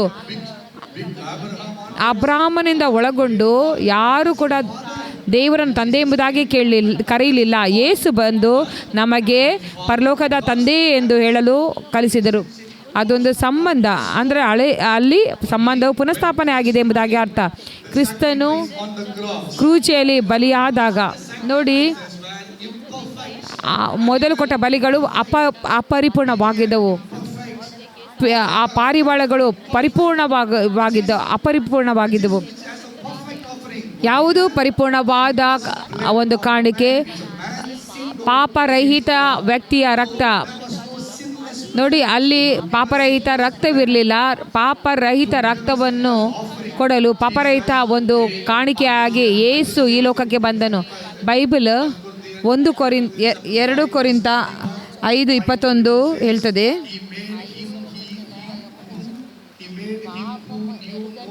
ಪಾಪವನ್ನು ಅರಿಯದ ಆತನಿಗೆ ನಮಗಾಗಿ ಪಾಪಿಯನ್ನಾಗಿ ಮಾಡಿದನು. ಯಾಕೆಂದರೆ ನಾವು ಆತನಲ್ಲಿ ದೇವರ ನೀತಿಯಾಗಲು, ನಾವು ದೇವರಲ್ಲಿ ನಮಗೆ ನೀತಿ ಇದೆ, ನಾವು ದೇವರ ಮಕ್ಕಳಾಗಿದ್ದೇವೆ, ನಾವು ಯೋಗ್ಯರಾಗಿದ್ದೇವೆ, ನಮ್ಮ ಅಪರಾಧಿ ನಿರ್ಣಯ ಮಾಡಬೇಕಾಗಿಲ್ಲ. ಯಾಕೆಂದರೆ ಇದೆಲ್ಲವೂ ನಮ್ಮದೇ ಅಲ್ಲ, ಇದು ನಮ್ಮದೇ ಎಲ್ಲ ಕಾರ್ಯಗಳಲ್ಲ, ಎಲ್ಲವೂ ನಾನು ನಿಮಗೆ ಹೇಳ್ತೇನೆ, ನಮಗಾಗಿ ಒಬ್ಬ ವ್ಯಕ್ತಿಯು ಪಾಪಿ ಆದನು ಏದೆನ್ ತೋಟದಲ್ಲಿ. ಆದರೆ ಅದನ್ನು ಪುನರುತ್ಥಾನ ಮಾಡಲು ಇನ್ನೊಬ್ಬ ವ್ಯಕ್ತಿ ಈ ಲೋಕಕ್ಕೆ ಬಂದನು. ಆತನು ನಮ್ಮ ಪಾಪಗಳನ್ನು, ಇಡೀ ಲೋಕದ ಪಾಪಗಳು ನನ್ನ ಮೇಲೆ ಹೊತ್ತನು. 5:21 ಅದು ಯೇಸುವಿನ ಬಗ್ಗೆ ಮಾತಾಡ್ತದೆ. ಆತನು ಪಾಪ ಅರಿಯದವನಿಗೆ ಆತನು ಪಾಪಿಯನ್ನಾಗಿ ಮಾಡಿದನು. ಯೋಹಾನ 1:29-30 ಸ್ನಾನಿಕ ಯೋಹಾನನು ಆ ದೀಕ್ಷಾತನ ಕೊಡಲು ಬಂದಾಗ, ಈಗೋ ಯಜ್ಞದ ಕುರಿಯು ಎಂಬುದಾಗಿ ಹೇಳಿದನು. ಆತನು ಲೋಕದ ಪಾಪಗಳನ್ನು ತೆಗೆಯುವ ಆತನು. ಹಲ್ಲೆಲೂಯ. ಯೇಸು ತಾನೇ ಹೇಳಿದನು ತನ್ನ ಶಿಷ್ಯರಿಗೆ, ಈಗೋ ಈ ಲೋಕದ ಅಧಿಪತಿ ಬರ್ತಾ ಇದ್ದಾನೆ, ಆದರೆ ಆತನಲ್ಲಿ ನನ್ನದು ಏನೂ ಇಲ್ಲ. ಕೈ ಚಪ್ಪಾಳೆ ತಟ್ರಿ. ಯೇಸು ಪಾಪ ರೈತನಾಗಿದ್ದನು. ಆತನು ಮನುಷ್ಯನ ಒಂದು ಬೀಜದಿಂದ ಹುಟ್ಟಿಲ್ಲ, ಆತನು ಪರಿಶುದ್ಧಾತ್ಮನ ಬೀಜದಿಂದ ಹುಟ್ಟಿದನು. ಮರಿಯಳು ಗರ್ಭದಲ್ಲಿ ಹೊತ್ತಳು, ಅದು ಮನುಷ್ಯನ ಬೀಜವಲ್ಲ, ಅದು ದೇವರ ಬೀಜವೇ ಆಗಿದೆ. ಅಲ್ಲಿ ಪಾಪವಿರಲಿಲ್ಲ, ಯಾವುದೇ ಭ್ರಷ್ಟಾಚಾರವಿರಲಿಲ್ಲ, ಅದು ನಾಶವಾಗದ ಬೀಜ. ಯೇಸು ಪಾಪ ರಹಿತ ತಂದೆಯ ಮಗುವಾಗಿದ್ದಾನೆ. ಆತನು ಪಾಪ ರಹಿತ ಜೀವಿತವನ್ನು ಜೀವಿಸಿದನು. ಆತನು ತನ್ನನ್ನೇ ಸ್ಪಷ್ಟಪಡಿಸಿದನು. ಆತನ ಮೇಲೆ ಪಾಪವು ದೊರೆತನ ಮಾಡಲಿಲ್ಲ, ಆತನ ಹತ್ತಿರಕ್ಕೆ ಬರಲಿಲ್ಲ, ಆದರೆ ಆತನ ಪಾಪದ ಮೇಲೆ ಜಯವನ್ನು ಗಳಿಸಿದನು. ಹಲ್ಲೆಲೂಯ. ಅಲ್ಲೊಂದು ಪರಿಪೂರ್ಣ ಬಲ್ಲಿ ಒಬ್ಬ ಪರಿಪೂರ್ಣದ ವ್ಯಕ್ತಿ ದುರಾತ್ಮನ ರಾಜ್ಯದ ವಿರುದ್ಧವಾಗಿ ಬಂದನು. ಆತನು ಯಾವುದೇ ಮನುಷ್ಯನ ಅಲ್ಲ, ದಾವಿದನಲ್ಲ, ಅಬ್ರಾಹ್ಮನಲ್ಲ, ಎಲಿಶನಲ್ಲ, ಆತನು ಯೇಸು ಕ್ರಿಸ್ತನೇ, ನಜರೇತಿನ ಯೇಸು ಕ್ರಿಸ್ತನ. ಆಮೆನ್. ಎಲ್ಲರೂ ಹೇಳಿ ಯೇಸು. ಆತನು ಯಜ್ಞದ ಕುರಿಯಾದದನು. ಆತನು ಒಬ್ಬನೇ ವ್ಯಕ್ತಿಯಾಗಿದ್ದಾನೆ. ಬೈಬಲ್ ಹೇಳ್ತದೆ, ಒಬ್ಬ ವ್ಯಕ್ತಿಯ ಪಾಪದಿಂದ ಒಬ್ಬ ಮರಣವು ಆಳುವುದಾದರೆ ಈಗ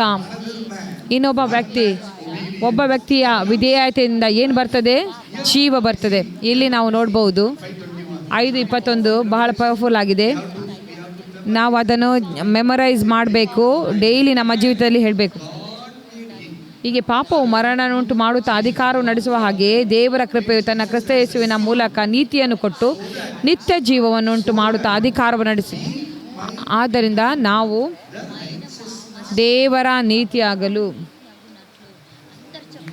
ನಿಮ್ಮ ಕೈ ಚಪ್ಪಾಳೆಯನ್ನು ಕೊಡ್ರಿ. ಹಲ್ಲೆಲೂಯ. ನೀತಿ ಏನಂದರೆ ಗೊತ್ತಾ? ನೀತಿ ಅಂದರೆ ಏನು? ಒಂದು ಸ್ಥಳದಲ್ಲಿ 1 ಕೊರಿಂಥ ವಿಗ್ರಹಕ್ಕೆ ಮತ್ತು ಬೆಳಕಿಗೆ ಮತ್ತು ಕತ್ತಲಿಗೆ ಯಾವ ಸಂಬಂಧ? ಆ ಪ್ಯಾಸೇಜನ್ನು ನಾವು ತೆಗೆದುಕೊಳ್ಳೋಣ. 10 2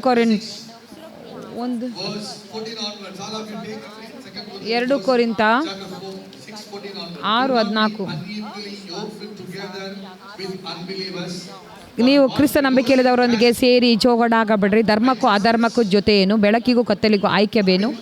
ಕ್ರಿಸ್ತನಿಗೂ ಸೈತಾನನಿಗೂ ಒಡನಾಟವೇನು?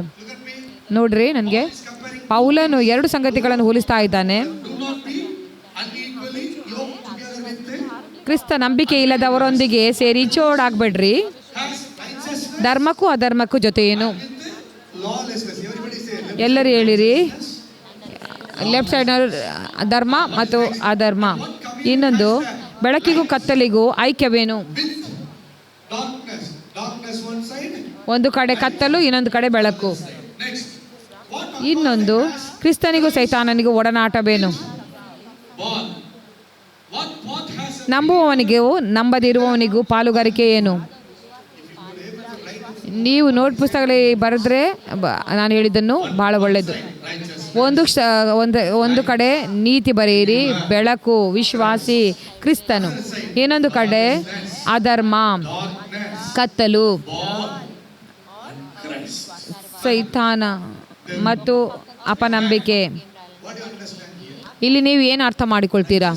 ನೀತಿ ಅನೀತಿ, ಧರ್ಮ ಅಧರ್ಮ, ಬೆಳಕು ಕತ್ತಲು. ಮತ್ತು ಯಾರು ಬರ್ತಾ ಇದ್ದಾನೆ? ಯಾರು ಲಿಸ್ಟಲ್ಲಿ ಬರ್ತಾ ಇದ್ದಾನೆ? ಅದರಲ್ಲಿ ವಿಶ್ವಾಸಿ ಕ್ರಿಸ್ತನ್ ಬರ್ತಾನೆ. ಇದರ ಅರ್ಥವೇನು? ನೀವು ಸಾಯ್ಬಹುದು, ಆದರೆ ಆತನು ಪಾಪಿಯಾದನು. ಆತನು ತನ್ನನ್ನೇ ಪಾಪಿಯನ್ನಾಗಿ ಮಾಡಿದನು. ಯಾಕೆಂದರೆ ನಾವು ಆತನ ನೀತಿಯಾಗಲು. ಅದರ ಅರ್ಥ ದೇವರು ಕ್ರಿಸ್ತನನ್ನು ಪಾಪಿಯನ್ನಾಗಿ ಮಾಡಿದರು ಕ್ರೂಚಿಯಲ್ಲಿ. ಯಾಕೆ ಗೊತ್ತಾ? ಪಾಪಿಯನ್ನು ಈ ದಿನ ಕ್ರಿಸ್ತನ ಹಾಗೆ ಮಾಡಲು. ನೀತಿ ಏನಂತ ಗೊತ್ತಾ? ಅದೇನು ಸೂತ್ರವಲ್ಲ. ನೀವು ದೇವರ ನೀತಿ ಎಂಬುದಾಗಿ ನಂಬಿದಾಗ ದೇವರ ನೀತಿ ಅಂದರೆ ದೇವನನ್ನು ಚಿಕ್ಕ ಕ್ರಿಸ್ತನಾಗಿ ಮಾಡಿದ್ದಾರೆ. ಆಮೇಲೆ ನೀತಿ ಅಂದರೆ ನಾನು ಚಿಕ್ಕ ಕ್ರಿಸ್ತನಾಗಿದ್ದೇನೆ. ಕ್ರಿಸ್ತನ ಸ್ವರೂಪ, ಕ್ರಿಸ್ತನ ಪರಿಶುದ್ಧತೆ, ಕ್ರಿಸ್ತನ ಅಧಿಕಾರ, ಕ್ರಿಸ್ತನ ಜೀವಿತ ಶೈಲಿ ಅದು ನಿನ್ನದಾಗಿದೆ. ಅದಕ್ಕಾಗಿ ಏನು ನಡೀತದೆ? ದೇವರು ತನ್ನ ಮಗನನ್ನು ಪಾಪಿಯನ್ನ ಮಾಡಿದನು, ಪಾಪವನ್ನು ಅರಿಯದ ಮಗನನ್ನು ಪಾಪಿಯನ್ನಾಗಿ ಮಾಡಿದನು. ಹಲ್ಲೆಲೂಯಾ.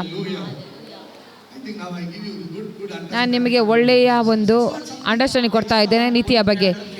ಇಲ್ಲಿ ಒಂದು ನಮಗೆ ಒಂದು ಸ್ಟಾರ್ ಬಂದದಾಗೆ ಅಲ್ಲ, ರೈಟ್ ರೆವರೆಂಡ್ ಡಾಕ್ಟರ್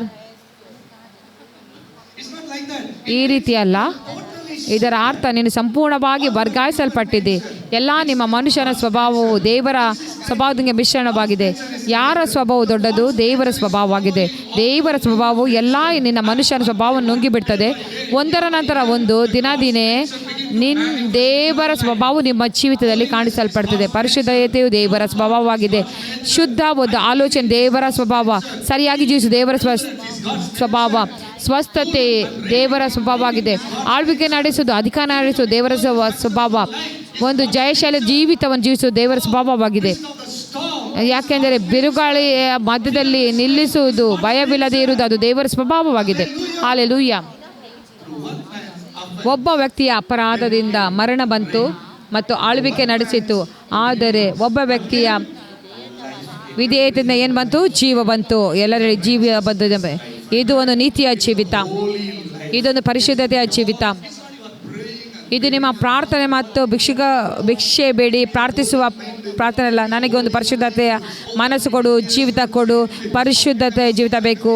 ಹೇಗೆ ನಾನು ನನ್ನ ಬಿಹೇವಿಯರನ್ನು ಚೇಂಜ್ ಮಾಡೋದು? ಇದು ಪ್ರಾರ್ಥನೆ ಮೂಲಕ ಬರುವಂಥದ್ದಲ್ಲ, ಇದು ನಂಬುವುದರ ಮೂಲಕ ಬರುವುದು. ನೀವು ಏನು ನಂಬ್ತೀರೋ ಅಥವಾ ಹೇಗೆ ನೀವು, ಇದು ನಿಮ್ಮ ಸ್ವಭಾವದ ಒಂದು ಒಂದು ಚೇಂಜ್ ಅಲ್ಲ. ಹೇಳಿ ಇಲ್ಲ. ಎಲ್ಲರೂ ಹೇಳಿ ನೋಡಿ. ಸ್ವಭಾವ ಬದಲಾಗುವುದಲ್ಲ, ನಂಬಿಕೆಯು ಬದಲಾಗುವಂಥದ್ದಾಗಿದೆ.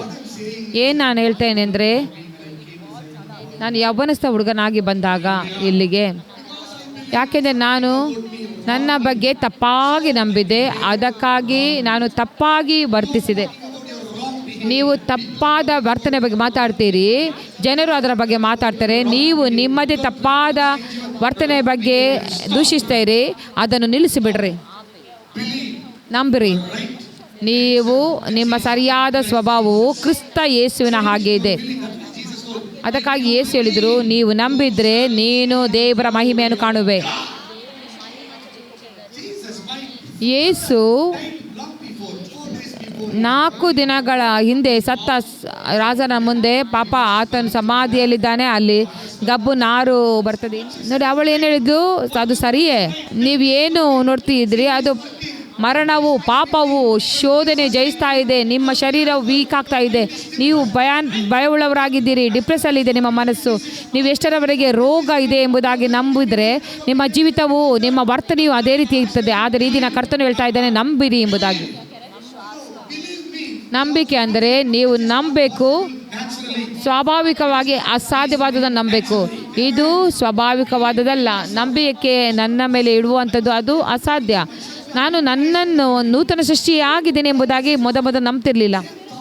ಅದೇ ಆಲೋಚನೆ ನನಗೆ ಜ್ಞಾಪಕವಿದೆ. ನಾನು 8ನೇ ತರಗತಿಯಲ್ಲಿ 6ನೇ ತರಗತಿಯಲ್ಲಿ ಏನೆಲ್ಲ ಮಾಡ್ತಿದ್ದೆ ಅದು ನನಗೆ ಗೊತ್ತಿದೆ. ಇನ್ನೂ ಜ್ಞಾಪಕವಿದೆ ಏನಾಗಿದೆ ನನಗೆ ಆಯಿತು, ನನ್ನ ಮೇಲೆ ಏನು ಪರಿಣಾಮ ಬೀರಿತು, ನನಗೆ ಎಷ್ಟು ಅಬ್ಯೂಸ್ ಆಗಿತ್ತು ಗೊತ್ತಿದೆ. ಹೇಗೆ ನೂತನ ಸೃಷ್ಟಿಯಾಗೋದು ಅದು ಸ್ಟ್ರಗಲ್ ಆಗಿದೆ. ನೀವು ಮನಸ್ಸಿಂದ ಏನು ತಿಳ್ಕೊಳ್ತೀರಿ ಅದು ಅಲ್ಲ, ನಿನ್ನ ಆತ್ಮದಲ್ಲಿ ಏನು ಹೊಂದಿಕೊಳ್ತೀವಿ ಅದು ಮನಸ್ಸನ್ನು ಬದಲಾಯಿಸ್ತಿದೆ. ನಿಮ್ಮ ಮನಸ್ಸು ಕಂಪ್ಯೂಟರ್ ಆಗಿದೆ, ನೀವು ಮನಸ್ಸಲ್ಲ. ಕಂಪ್ಯೂಟರ್ ಮನೆಯಲ್ಲಿದ್ದ ಹಾಗೆ, ಒಂದು ಗ್ಯಾಸ್ ಸ್ಟವ್ ಮನೆಯಲ್ಲಿದ್ದ ಹಾಗೆ ನಿಮ್ಮ ಮನಸ್ಸು ನಿನ್ನೊಂದಿಗಿದೆ. ನೀವು ಮನಸ್ಸಲ್ಲ, ನೀವು ಆತ್ಮವಾಗಿದ್ದೀರಿ. ನಿಮ್ಮ ಆತ್ಮನ ಬಗ್ಗೆ ನಿಜತ್ವ ಏನಾಗಿದೆ ಅದೇ ನೀವು ಆಗಿದ್ದೀರಿ. ಸೈತಾನನು ನಿಮ್ಮ ಜೀವಿತದಲ್ಲಿ ಏನು ಮಾಡಿದ್ದಾನೆ? ಆತನು ನಿಮ್ಮ ಆತ್ಮವನ್ನು ಹಿಡಿದುಕೊಂಡು ಆತನು ತನ್ನ ವಸ್ತುಗಳಿಂದ, ತನ್ನ ಸುಳ್ಳುಗಳಿಂದ, ತನ್ನ ದಾಳಿಗಳಿಂದ, ತನ್ನ ಖಿನ್ನತೆಯನ್ನು ತುಂಬಿಸಿದನು. ನೀವು ನಂಬಿದಿರಿ, ನೀನು ಅದೇ ಆಗಿದ್ದೀರಿ ಎಂಬುದಾಗಿ. ಈಗ ದೇವರು ನಿಮ್ಮ ಗಮನವನ್ನು ಬದಲಾಯಿಸ್ತಾ ಇದ್ದಾರೆ. ನಿಮ್ಮ ಕಣ್ಣುಗಳನ್ನು ಅಲ್ಲಿಂದ ಹೊರಗೆ ತೆಗೀರಿ. ಜೆಫನ್ಯ 3:9. In that day, ಆಗ ಎಲ್ಲರೂ ಒಂದೇ ಮನಸ್ಸಿಂದ ಯೆಹೋವನನ್ನು ಸೇವಿಸಿ ಆತನ ಹೆಸರನ್ನು ಪ್ರಾರ್ಥಿಸುವಂತೆ ಜನಾಂಗಗಳ ತುಟಿಗಳನ್ನು ಮಾರ್ಪಡಿಸಿ ಶುದ್ಧಿ ಮಾಡುವೆನು. for then I will take away from your midst those who rejoice in your pride, and you shall no longer. ಚದರಿ ಹೋಗಿರೋ ನನ್ನ ಜನರು, ನನ್ನ ಭಕ್ತರು ಖುಷಿನ ದಿನಗಳ ಆಚೆಯಿಂದ ನನ್ನ ಕಾಣಿಕೆಯನ್ನು ಸಮರ್ಪಿಸು. 13-14 ಓದೋಣ. ಚಿಯೋನ್ ನಗರಿಯ ಹರ್ಷಧ್ವನಿಗೈ ಇಸ್ರಾಯೇಲೇ ಆರ್ಪಡಿಸು. ಯೆರೂಸಲೇಮ್ ಪುರಿಯೇ ಹೃದಯಪೂರ್ವಕವಾಗಿ ಆನಂದಿಸು, ಉಲ್ಲಾಸಿ. ಎಲ್ಲರೂ ಹೇಳಿ ಚಿಯೋನ್. ಓ ಚಿಯೋನ್ ನಗರಿಯೇ ಹರ್ಷಧ್ವನಿಗೈ ಇಸ್ರಾಯೇಲೇ ಆರ್ಪಡಿಸು. ಯೆರೂಸಲೇಮ್ ಪುರಿಯೇ ಹೃದಯಪೂರ್ವಕವಾಗಿ ಆನಂದಿಸು, ಉಲ್ಲಾಸಿಸು. ನಿನಗೆ ವಿಧಿಸಿದ ದಂಡನೆಗಳನ್ನು ಯೆಹೋವನು ತಪ್ಪಿಸಿದ್ದಾನೆ, ನಿನ್ನ ಶತ್ರುವನ್ನು ತಳ್ಳಿಬಿಟ್ಟಿದ್ದಾನೆ. ಇಸ್ರಾಯೇಲಿನ ಅರಸನಾದ ಯೆಹೋವನು ನಿಮ್ಮ ಮಧ್ಯದಲ್ಲಿದ್ದಾನೆ. ಇನ್ನು ಕೇಡಿಗೆ ಅಂಜದಿರುವಿ. ಆ ದಿನದಲ್ಲಿ 17ನೇ ವಚನ 16ನೇ ವಚನ. ಆ ದಿನದಲ್ಲಿ ಯೆರೂಸಲೇಮಿಗೆ ಚಿಯೋನೇ ಭಯಪಡಬೇಡ, ನಿನ್ನ ಕೈಗಳು ಜೋಳು ಬಿಡದಿರಲಿ. ನಿನ್ನ ದೇವರಾದ ಯೆಹೋವನು ನಿನ್ನ ಮಧ್ಯದಲ್ಲಿ ಶೂರನಾಗಿದ್ದಾನೆ. ಹಲ್ಲೆಲೂಯಾ.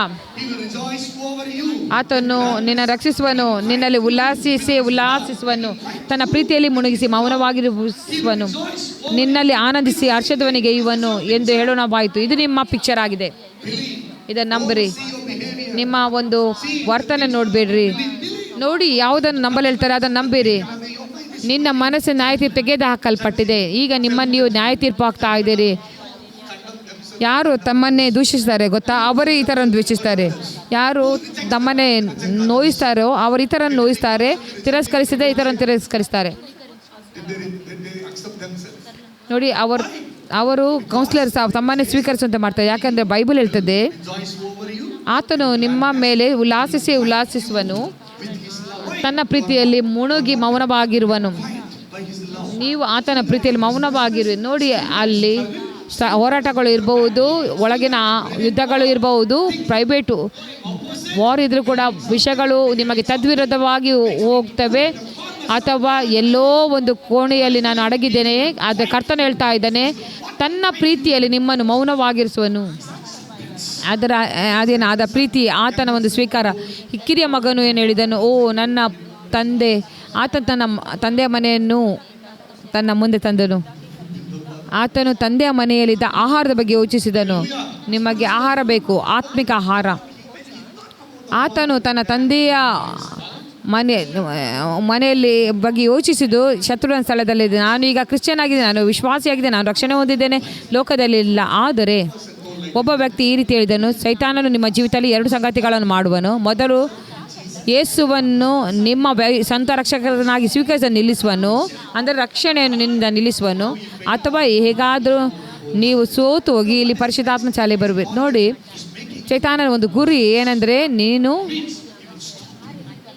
ಕೆಟ್ಟವನೆಂಬುದಾಗಿ. ಅಂದರೆ ನೀನು ದೇವರಿಗಾಗಿ ಹೇಳಿದ್ದನ್ನು ನಿಲ್ಲಿಸುವನು, ಅಂದರೆ ದೇವರ ಕೈಯಲ್ಲಿ ಉಪಯುಕ್ತ ಪಾತ್ರೆಯಾಗುವುದನ್ನು ನಿಲ್ಲಿಸುವನು. ಅಂದರೆ ಯಾವಾಗಲೂ ನೀವು ಮಾರ್ತಾಳಾಗೆ ಆ ಒಂದು ಪ್ರಜ್ಞೆಯಲ್ಲಿ ಇರುವಿರಿ. ಮಾರ್ತಳು ಬಹಳ ಪ್ರಜ್ಞೆಯಲ್ಲಿದ್ಲು. ಅಂದರೆ ಅವಳು ಏನು ಮಾಡ್ಬೋದು, ಅವಳು ಏನು ಮಾಡ್ತಾ ಇದ್ದಾಳೆ, ಯಾರೂ ನನಗೆ ಸಹಾಯ ಮಾಡೋದಿಲ್ಲ, ಅವಳ ಒಂದು ಗಮನ ಯಾವಾಗಲೂ ಇದರ ಮೇಲಿತ್ತು. ಆದರೆ ಅವಳು ಎಂದಿಗೂ ಕ್ರಿಸ್ತನು ತನ್ನ ಒಳಗಡೆ ಬಂದದನ್ನು ಮೇಲೆ ಗಮನ ಇಟ್ಟಿಲ್ಲ. ಸೈತಾನ ನಮ್ಮ ಜೀವಿತದಲ್ಲಿ 2 ಸಂಗತಿಗಳನ್ನು ಮಾಡ್ತಾನೆ. ಇದು ಏನು ಇಲ್ಲಿ ನಡೀತಾ ಇದೆ ನೋಡಿ, ಒಳಗಡೆ ಕುದಿಯುವಂಥದ್ದು, ಭಾವನಾತ್ಮಕವಾಗಿ ಅಸ್ಥಿರತೆ, ಯಾವಾಗಲೂ ಒಂದು ವಿಶ್ರಾಂತಿ ಇಲ್ಲದಿರೋದು, ಕಿರಿಕಿರಿಗೊಳ್ಳೋದು ಪ್ರತಿ ಬಾರಿ ಕುಟುಂಬದಲ್ಲಿ, ಸಂಬಂಧಗಳಲ್ಲಿ. ಇದೆಲ್ಲವೂ ದೂಷಣೆ ಆಗಿದೆ. ನೋಡಿ, ಇನ್ನೂ ಬೇರು ಇದೆ. ನೀವು ಯೋಚಿಸ್ತಾ ಇದ್ದೀರಿ, ನೀವು ಎಂದಿಗೂ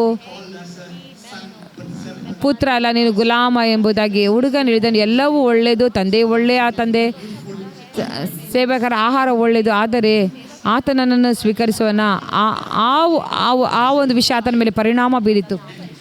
ಒಂದು ದಿನ ನಾನು ತಂದೆಯ ಮಗನಾಗಿ ಹೋಗೋದಿಲ್ಲ, ನಾನು ಒಂದು ಸೇವಕನಾಗಿ ಹೋಗ್ತೇನೆ. ಆಗ ಏನು ನಡೀತು, ಭಾಳ ಕೇರ್ಫುಲ್ಲಾಗಿ ಕೇಳಿರಿ. ಮಗನು ಬಂದಾಗ, ಮಗನು ಮನೆಗೆ ಹೋದಾಗ ತಂದೆಯು ಬಂದನು. ಆತನಿಗೆ ಎದುರಾಗಿ ಆತನಿಗೆ, ಡ್ಯಾಡಿ, ನಾನು ಇನ್ನು ನಿನ್ನ ಮಗನಾಗಿ ಬರೋದಿಲ್ಲ. ಅಪ್ಪ, ನನಗೆ ಒಂದು ವಿಷಯವನ್ನು ಮಾಡು, ನನ್ನನ್ನು ನಿನ್ನ ಸೇವಕನಾಗಿ ಸ್ವೀಕರಿಸು. ಬೇರೆ ಬೇರೆ ಹಂತದಲ್ಲಿ ಸೇವಕರಿದ್ದಾರೆ, ನನಗೆ ಹೈ ಪೇಡ್ ಸರ್ವೆಂಟ್ ಆಗಿ ತೆಗೆದುಕೊಳ್ಳು. ಆದರೆ ಏನು ಮಗನು ತಂದೆಗೆ ಹೇಳಿದನು, ಅಪ್ಪ, ನಾನು ಪರಲೋಕಕ್ಕೆ ವಿರುದ್ಧವಾಗಿಯೂ ನಿನ್ನ ಮುಂದೆಯೂ ಪಾಪ ಮಾಡಿದ್ದೇನೆ, ಇನ್ನು ನಾನು ನಿನ್ನ ಮಗನೆನಿಸಿಕೊಳ್ಳುವುದಕ್ಕೆ ಯೋಗ್ಯನಲ್ಲ ಎಂದು ಹೇಳಲು,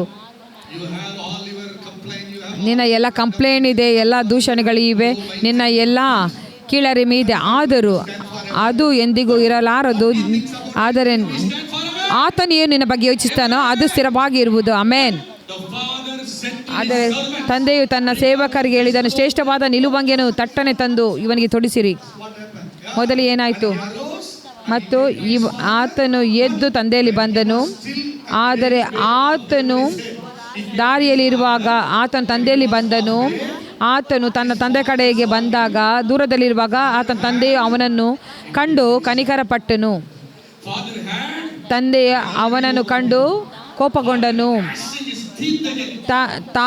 ತಂದೆಯು ತನ್ನ ಹಲ್ಲನ್ನು ಕಡಿತಾ ಇದ್ದನು, ಅಯ್ಯೋ ಬಂದನು ಎಂಬುದಾಗಿ. ನಿಮ್ಮ ತಂದೆಯನ್ನು ನೀವು ನೋಡಿದಿರಿ, ನೋಡಿ, ಆತನ ತಂದೆಯಲ್ಲಿ ಕರುಣೆ ಇತ್ತು. ಎಲ್ಲರೂ ತಂದೆಯು ಪ್ರೀತಿಸುವ ತಂದೆಯು, ಕನಿಕರವುಳ್ಳ ತಂದೆಯು.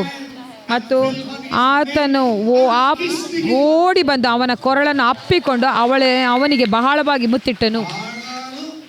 ಆದರೂ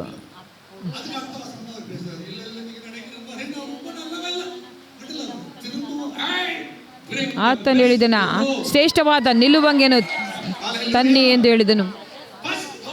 ಮೊದಲು ದೇವರು ಆತನನ್ನು ಪ್ರೀತಿಸಿದರು, ಮುದ್ದಿಸಿದರು, ತಂದೆಯು ಪ್ರೀತಿಸಿದರು, ವಂದಿಸಿದರು. ಅಣ್ಣ ಹೇಳ್ತಾರೆ ಗ್ರೀಕ್ ಬೈಬಲಲ್ಲಿ, ಆತನು ಒಂದು ಕಿಸ್ ಕೊಟ್ಟಿಲ್ಲ. ನಮಗೆ ಅಪ್ಪ ಒಂದು ಕಿಸ್ ಕೊಡೋದು ಬಹಳ ಕಷ್ಟ. ನನಗೆ ತಂದೆ ಯಾವಾಗ ಕಿಸ್ ಕೊಟ್ಟಿದ್ದಾರೆ ಎಂಬುದಾಗಿ ಜ್ಞಾಪಕ ಇಲ್ಲ.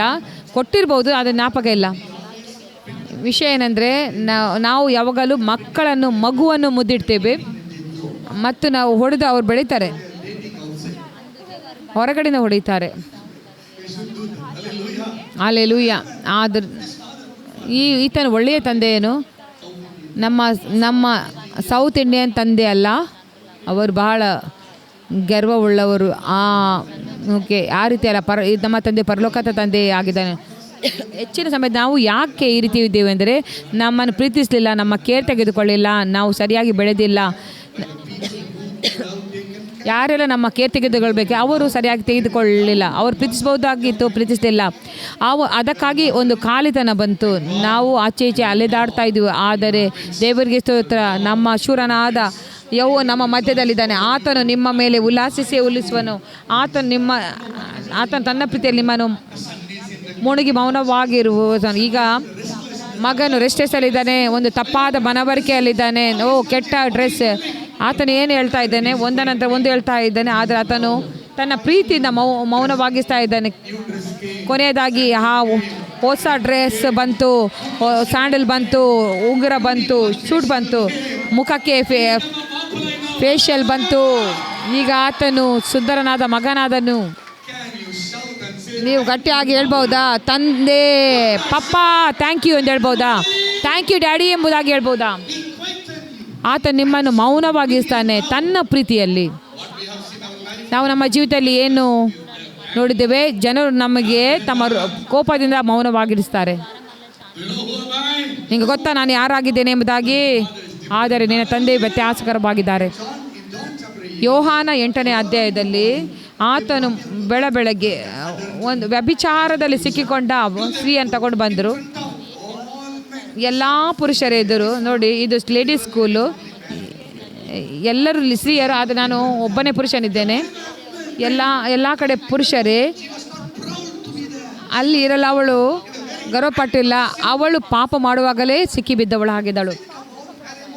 ಅವಳ ಭಾವನೆಯ ಒಂದು ಸ್ಥಿತಿ ಹೇಗಿತ್ತು ಎಂಬುದಾಗಿ ಯೋಚಿಸಿರಿ. ಅವಳು ಏನು ಯೋಚಿಸಿರ್ಬೋದು? ಅನೇಕರು ದಿನ ಸಾಯ್ತಾ ಇದ್ದಾರೆ. ಕೆಟ್ಟ ಸಂಗತಿಗಳನ್ನು ಆಗುವುದನ್ನು ನೋಡಿ, ಅವರಲ್ಲಿ ಆಗುವ ದುಃಖವನ್ನು ನೋಡಿ ಸಾಯ್ತಾ ಇದ್ದಾರೆ. ಅವರಿಗೆ ಒಳ್ಳೆಯ ಒಂದು ಭವಿಷ್ಯದ ನಿರೀಕ್ಷೆ ಇಲ್ಲ, ಒಳ್ಳೆಯ ಒಂದು ಜೀವಿತ ಇಲ್ಲ. ಅವರಿಗಾಗಲೇ ಹಾಳಾಗಿದ್ದಾರೆ. ಅವರ ಒಂದು ತಪ್ಪಾದ ದುರುಪಯೋಗವಾಗಿದೆ. ಈಗಾಗಲೇ ವಂಚಿಸಲ್ಪಟ್ಟಿದ್ದಾರೆ. ಅವರಿಗೆ ಯಾವುದೇ ಪುರುಷನಲ್ಲಿ ನಂಬುವ ಒಂದು ಆ ಧೈರ್ಯ ಇಲ್ಲ. ಸಮಾರ್ಥನದ ಯೇಸುವಲ್ಲಿ ಬಂದಾಗ ನನಗೆ ಪತಿ ಇಲ್ಲ ಹೇಳಿದಾಗ, ಹೌದು ನೀನು ಹೇಳೋದು ಸತ್ಯವೇ, ನಿನಗೆ 5 ಇತ್ತು. ಅಂದರೆ ಅಲ್ಲಿ ಒಂದು ತೃಪ್ತಿಯಾಗದ ಒಂದು ನೀರಡಿಕೆ, ಅಂದರೆ ಅವರ ಜೀವಿತದಲ್ಲಿ ಖಾಲಿತನ ಇತ್ತು, ಪ್ರೀತಿಸದೇ ಇರೋದು. ನೋಡಿ, ಕೆಲವೊಮ್ಮೆ ನಾನು ಓದುವಾಗ ನನಗೆ ಶಾಕ್ ಆಗ್ತದೆ. ಇಂಟರ್ವ್ಯೂ ದೊಡ್ಡ ಸ್ಟಾರ್ಸ್ಗಳಿಂದ, ದೊಡ್ಡ ದೊಡ್ಡ ಪ್ರಸಿದ್ಧ ಹೊಂದಿದ ಸ್ಟಾರ್ಸ್ಗಳ ಮೂಲಕ ನೀತಿ ನಿಮ್ಮ ಹೃದಯವನ್ನು ಮೌನಪಡಿಸ್ತದೆ. ದೇವರ ಪ್ರೀತಿಯಿಂದ, ದೇವರ ಒಂದು ಸ್ವೀಕಾರದಿಂದ, ದೇವರ ಸಮಾಧಾನದಿಂದ ನೀವು ಯಾವುದಕ್ಕಾಗೂ ನೀವು ಹಾತೇರುವುದಿಲ್ಲ, ಯಾವುದಕ್ಕೂ ನೀವು ದುಃಖಿಸುವುದಿಲ್ಲ. ಪಾಪವು ನಿಮಗೆ ಆಕರ್ಷಿತವಾಗುವುದಿಲ್ಲ, ಯಾವುದೇ ಮನುಷ್ಯ ನಿಮಗೆ ಆಕರ್ಷಿತಲಾಗುವುದಿಲ್ಲ ದೇವರಿಗಿಂತ ಹೆಚ್ಚಾಗಿ. ನಿನ್ನ ಬಹಳ ತೃಪ್ತಿಗೊಳ್ತಿ ದೇವರ ಒಂದು ಪ್ರೀತಿಯಲ್ಲಿ. ದೇವರು ನಿಮ್ಮ ಜೀವಿತಕ್ಕಾಗಿ ಶ್ರೇಷ್ಠವಾದನ್ನು ಇಟ್ಟಿದ್ದಾನೆ. ಪ್ರೀತಿಗಾಗಿ ಹಿಂದೆ ಓಡುವುದನ್ನು ನಿಲ್ಲಿಸಿರಿ, ಸ್ವೀಕಾರಕ್ಕೆ ಹಿಂದೆ ಓಡುವುದನ್ನು ನಿಲ್ಲಿಸಿರಿ. ಪ್ರೀತಿಸಲ್ಪಡಬೇಕು ಎಂಬುದಾಗಿ ಭಾವಿಸಬೇಡಿ. ನೀವು ಮಹಾಪರಲೋಕದ ಪ್ರೇಮೆಯಿಂದ ಪ್ರೀತಿಸಲ್ಪಡ್ತಾ ಇದ್ದೀರಿ. ಗಬ್ರಿಯೇಲನ ದೇವದೂತನು ಮರಿಯನಲ್ಲಿ ಬಂದಾಗ ಅವಳು ಭಯಪಟ್ಟು ಗಬ್ರಿಯೇಲನು ಇದನ್ನು ಹೆದರಬೇಡ, ನೀನು ದೇವರ ದಯವನ್ನು ಹೊಂದಿದ್ದೆ, ಅವಳು ದೇವರ ದಯೆಯನ್ನು ಹೊಂದಿದವಳು, ನೀನು ಎಲ್ಲ ಸ್ತ್ರೀಯಲ್ಲಿ ಆಶೀರ್ವಾದ ಹೊಂದಿದಳು. ಒಂದು ಪತ್ರ ಬಂದಾಗ ಯೇಸು ಹೇಳ್ಬೋದು, ಕುಷ್ಠರೋಗಿ ಬಂದಾಗ ಯೇಸುವಲ್ಲಿ ಕುಷ್ಠವು ಗುಣವಾಗು ಎಂಬುದಾಗಿ. ಗುಣವೊಂದು ಎಂದು ಹೇಳಿಲ್ಲ, ಯೇಸು ಹೇಳಿದರು. ಯೇಸು ತನ್ನ ಕೈ ಚಾಚಿದನು ಮತ್ತು ಆತನು ಸ್ಪರ್ಶಿಸಿದನು ಮತ್ತು ನೋಡಿ ಆತನ ಪ್ರೀತಿಯಿಂದ ತೋರಿಸಿದನು. ನೀತಿಯು ಯಾವಾಗಲೂ ನಿಮ್ಮನ್ನು ತೋರಿಸುವಾಗ ಎಲ್ಲ ಯುದ್ಧಗಳು ಹೊರಟು ಹೋಗ್ತವೆ. ಅನೇಕ ಬಾರಿ ನಾನು ಅದನ್ನು ಅನುಭವಿಸಿದ್ದೇನೆ. ಯಾವಾಗೆಲ್ಲ ಭಯ ಬರ್ತದೋ, ಯಾವಾಗೆಲ್ಲ ಸವಾಲುಗಳು ಬರ್ತವೆಯೋ, ನಾನು ಜೀವಿತದಲ್ಲಿ ಅಪೇಕ್ಷಿಸಿದಾಗ ನಡೆಯದಿದ್ದಾಗ ಒಂದೇ ಸಂಗತಿ ಅಂದರೆ ಮಹಾದೇವರು ಆತನು ನಮ್ಮ ಮಧ್ಯದಲ್ಲಿ ಶೂರನಾಗಿದ್ದಾನೆ. ಆ ಮಹಾದೇವರು ನನ್ನ ಒಳಗಡೆ ಜೀವಿಸ್ತಾ ಇದ್ದಾನೆ. ಹಲ್ಲೆಲೂಯಾ. ಆತನು ನಿಮ್ಮ ಪ್ರೇಮಿಯಾಗಿದ್ದಾನೆ, ತಂದೆಯಾಗಿದ್ದಾನೆ. ಆತನು ಪ್ರಿಯರೇ, ಆತನು ನಿಮಗೆ ಎಲ್ಲವೂ ಆಗಿದ್ದಾನೆ. ಒಬ್ಬ ವ್ಯಕ್ತಿಯ ಪಾಪದಿಂದ ಒಬ್ಬ ವ್ಯಕ್ತಿಯ ಪಾಪವು ಮರಣವು ತಂದಿತ್ತು. ಒಬ್ಬ ವ್ಯಕ್ತಿಯ ಯೇಸುವಿನ ವಿಧೇಯತೆಯು ಪ್ರೀತಿಯನ್ನು ತಂದಿತ್ತು.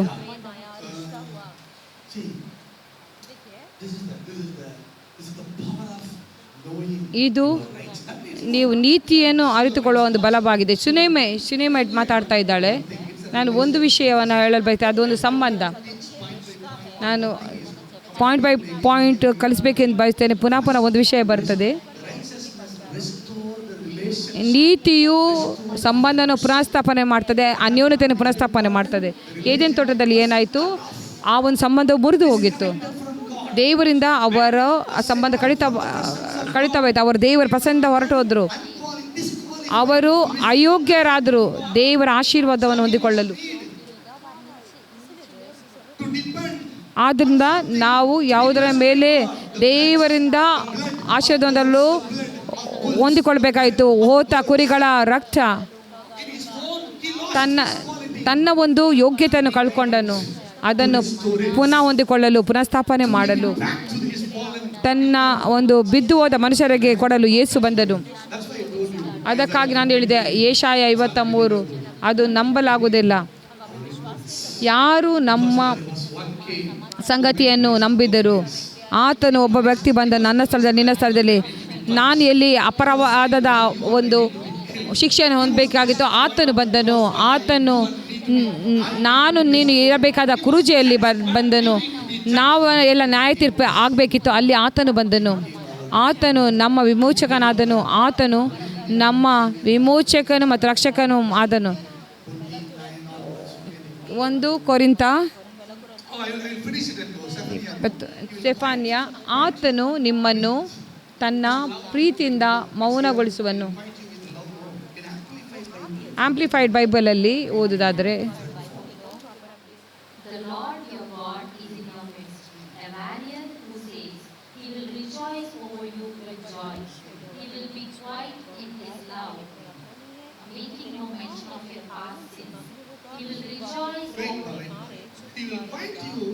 ಆತನು ನಿನ್ನನ್ನು ತನ್ನ ಪ್ರೀತಿಯಿಂದ ಮೌನಗೊಳಿಸುವನು.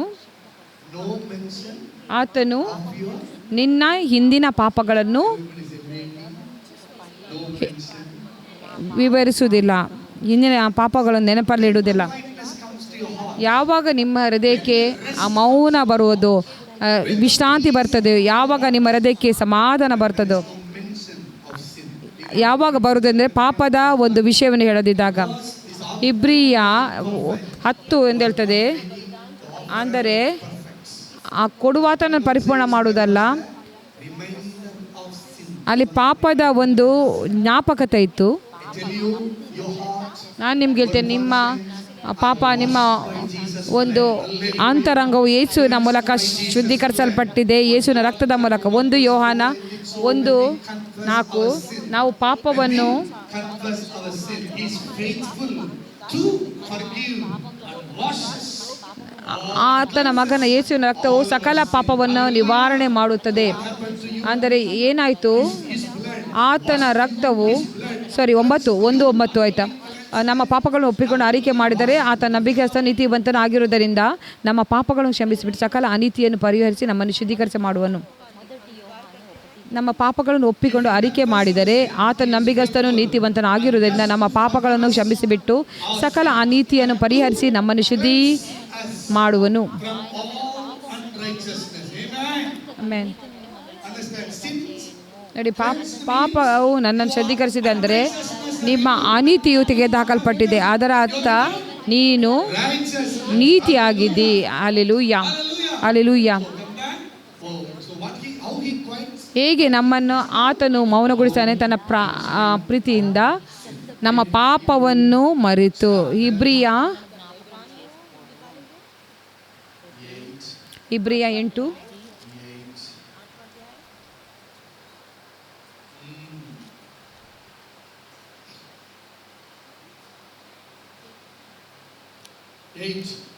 Because 8:8. finding fault with them.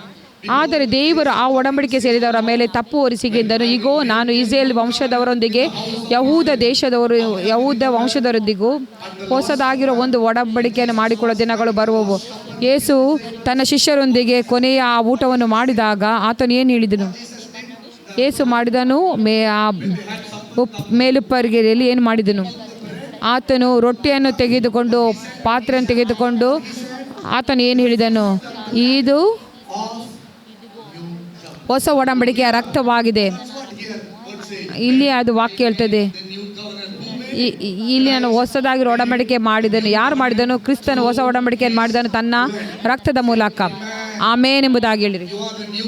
ನೀವು ಹೊಸ ಒಡಂಬಡಿಕೆಯ ಜನರು, ನೀವು ಹೊಸ ಒಡಂಬಡಿಕೆಯ ಯುದ್ಧ ವೀರರು. ಹೊಸ ಒಡಂಬಡಿಕೆ ಅಂದರೆ ಹಳೆಯ ಒಡಂಬಡಿಕೆ ಇತ್ತು. ಹಳೆಯ ಒಡಂಬಡಿಕೆಯು 10 ದಶಾಜ್ಞೆಗಳ ಮೇಲೆ ಇತ್ತು ಮತ್ತು ಎಲ್ಲ ಧರ್ಮಶಾಸ್ತ್ರದ ಮೇಲೆ ಹೊಂದಿತ್ತು. ಹಳೆಯ ಆಜ್ಞೆಗಳು ಮನುಷ್ಯರ ವಿಧೇಯತ್ವದ ಮೇಲೆ ಹೊಂದಿತ್ತು. ಮನುಷ್ಯನು ಧರ್ಮಶಾಸ್ತ್ರಕ್ಕೆ ವಿಧೇಯರಾಗಬೇಕು. ಧರ್ಮೋಪದೇಶ ಕಾಂಡ 6:25. ನಾನು ಎಲ್ಲವನ್ನು ಸ್ಪರ್ಶಿಸ್ತಾ ಇಲ್ಲ. ನೀವು ಯಾವಾಗ ನೀತಿವಂತರಾಗ್ತೀರಿ? ಯಾರಿಗೆ? ಮನುಷ್ಯನಿಗಾಗಿ. ಎಲ್ಲ ಬಿದ್ದು ಹೋದ ಜನರಿಗೆ ನೀತಿ ಅಂದರೆ ಏನಾಗಿತ್ತು? ನೀವು ಎಚ್ಚರವಾಗಿದ್ದೀರಿ, ಕೇರ್ಫುಲ್ ಆಗಿದ್ದರೆ. ಯಾರು ಕೇರ್ಫುಲ್ ಆಗಿರಬೇಕು? ನಾವು ಕೇರ್ಫುಲ್ ಆಗಬೇಕು. ನಮ್ಮ ಈ ಎಲ್ಲ ಆಜ್ಞೆಗಳನ್ನು ಸರಿಯಾಗಿ ನಡೆದರೆ ಕರ್ತನ ಎದುರು ಆತನು ನಮಗೆ ಆಜ್ಞೆಯನ್ನು ಕೊಟ್ಟ ಹಾಗೆ. ಹಳೆಯ ಒಡಂಬಡಿಕೆ ಅದು ಆಜ್ಞೆಗಳ ಮೇಲೆ ಹೊಂದಿತ್ತು, ದಶಾಜ್ಞೆಗಳ ಮೇಲೆ. ಉದಾಹರಣೆಗಾಗಿ 10 ದಶಾಜ್ಞೆಗಳು ಏನಾಗಿವೆ? ಎಷ್ಟನಿಗೆ ಗೊತ್ತು ದಶಾಜ್ಞೆಗಳು ಯಾವುದೆಂಬುದಾಗಿ? ನಾನು ಲೂಥರನ್ನಾಗಿ ಟೀನೇಜ್ ಹೋದಾಗ 2-3 ಕ್ಲಾಸಿಗೆ ಹೋಗಿದ್ದೇನೆ. ಅದು ಯಾರಿಗೆಲ್ಲ ಗೊತ್ತು?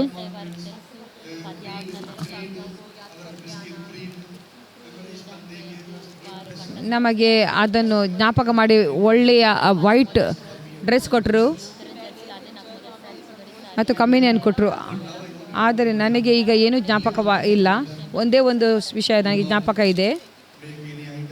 ಯಾವುದೇ ಒಂದು ವಿಗ್ರಹನ ಮಾಡಬೇಡ, ಆ ವಿಗ್ರಹವನ್ನು ಆರಾಧಿಸಬೇಡ, ಆ ವಿಗ್ರಹ ನಿನ್ನ ನೆರೆಹೊರೆಯರನ್ನು ಆಸೆ ಮಾಡಬೇಡ, ಎಲ್ಲರಲ್ಲಿ ಮಾಡಬೇಡ ಮಾಡಬೇಡ ಮಾಡಬೇಡ ಮಾಡಬೇಡ ಮಾಡಬೇಡ ಮಾಡಬೇಡ.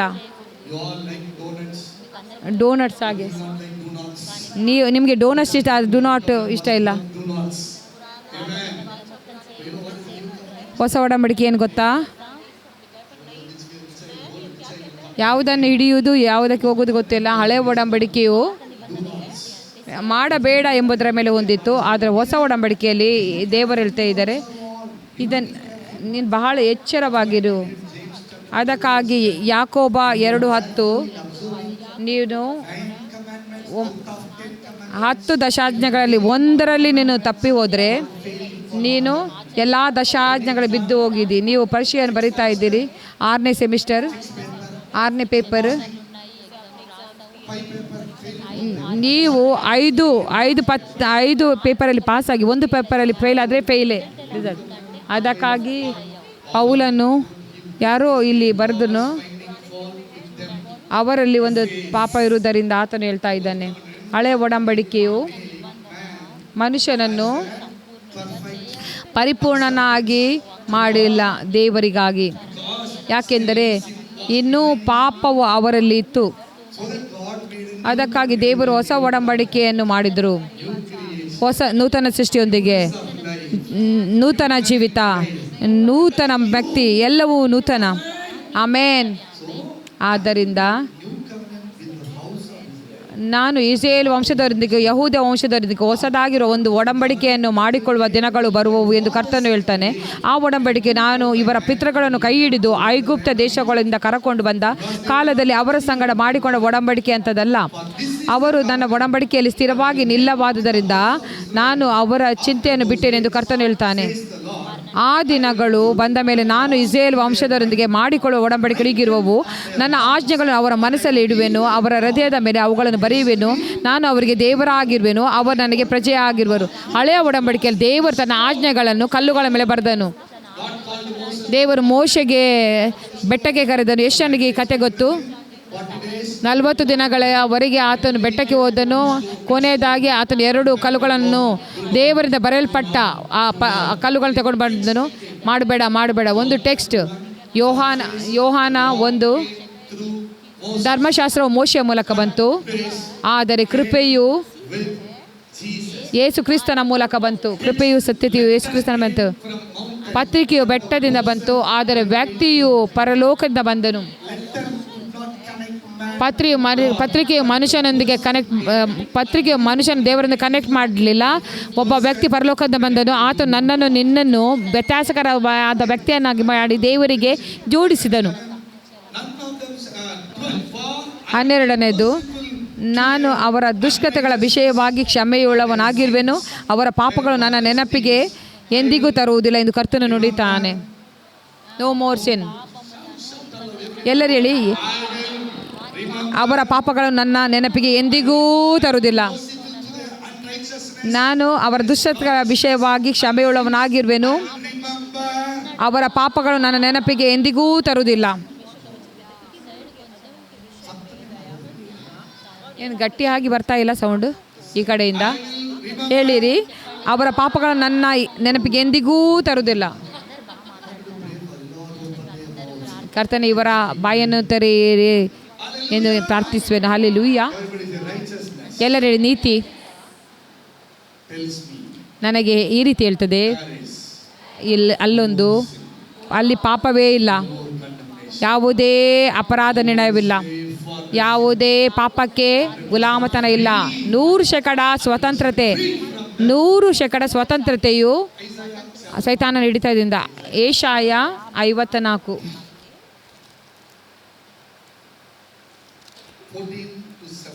14ರಿಂದ 17. ಏಷಾಯ ಪ್ರವಾದಿಸಿದನು. ಏಷಾಯ 54:14,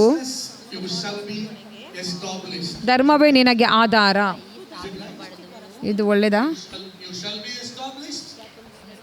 ನೀನು ಸ್ಥಾಪಿಸಲ್ಪಡುವಿ ಅಥವಾ ನೀನು ಈಗಾಗಲೇ ಸ್ಥಾಪಿಸಲ್ಪಟ್ಟಿದ್ದಿ. ಏಷಯ ಭವಿಷ್ಯದ ಬಗ್ಗೆ ಮಾತಾಡ್ತಾನೆ. ಯಾಕೆಂದರೆ ಏಷಯನ್ ಪ್ರವಾದಿಸುವಾಗ ಧರ್ಮೋಪದೇಶಕದ 6:25 ಇತ್ತು. ನೀನು ಧರ್ಮಶಾಸ್ತ್ರವನ್ನು ಅನುಸರಿಸಿ ನೀನು ನೀತಿ ಉಳ್ಳವನಾಗ್ತೀನಿ. ನೀನು ಧರ್ಮಶಾಸ್ತ್ರ ಬಿದ್ದು ಹೋದರೆ ಅವರ ನೀತಿ ಆಗಿರುವುದಿಲ್ಲ. ಅಂದರೆ ಈ ಸಮಸ್ಯೆಯಿಂದ ಅವರು ಯಾರು ಧರ್ಮಶಾಸ್ತ್ರವನ್ನು ಅನುಸರಿಸಲಿಕ್ಕೆ ಆಗಲಿಲ್ಲ, ದೇವರ ದಶಾಂಶಗಳನ್ನು ಪಾಲಿಸಲಾಗುವುದಿಲ್ಲ ಆಗಿರಲಿಲ್ಲ, ಅವ ಎಲ್ಲರೂ ಅಯೋಗ್ಯರಾದರು. ಅದಕ್ಕಾಗಿ ದೇವರು ಪ್ರೀತಿಸುವ ದೇವರಾದರು.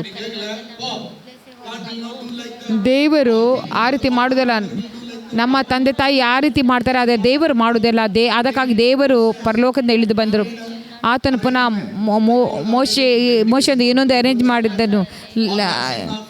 1-4 ಎಲ್ಲ ಸಮಾಧಾನದ ಯಜ್ಞ ಎಲ್ಲ ಯಾಕೆಂದರೆ ದೇವರ ಆಜ್ಞೆಯನ್ನು ಆತನಿಗೆ ಬೇಕಾದ ರೀತಿಯಲ್ಲಿ ಆಗಿಲ್ಲ.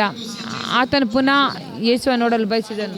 ಅಯ್ಯೋ, ನಾನು ಯೇಸುವನ್ನು ನೋಡಬೇಕು. ಸಮಸ್ಯೆ, ಆತನು ಓಡಿದನು, ಕುಣಿದಾಡಿದನು. ಕೊನೆಯದಾಗಿ ಆತನು ಎಂಡ್ ಮಾಡಿದ, ನನ್ನಿಂದ ಯೇಸುವನ್ನು ನೋಡಲಿಕ್ಕಾಗುವುದಿಲ್ಲ. ಆತನು ಒಂದು ವಿಷಯವನ್ನು ಮಾಡಿದನು.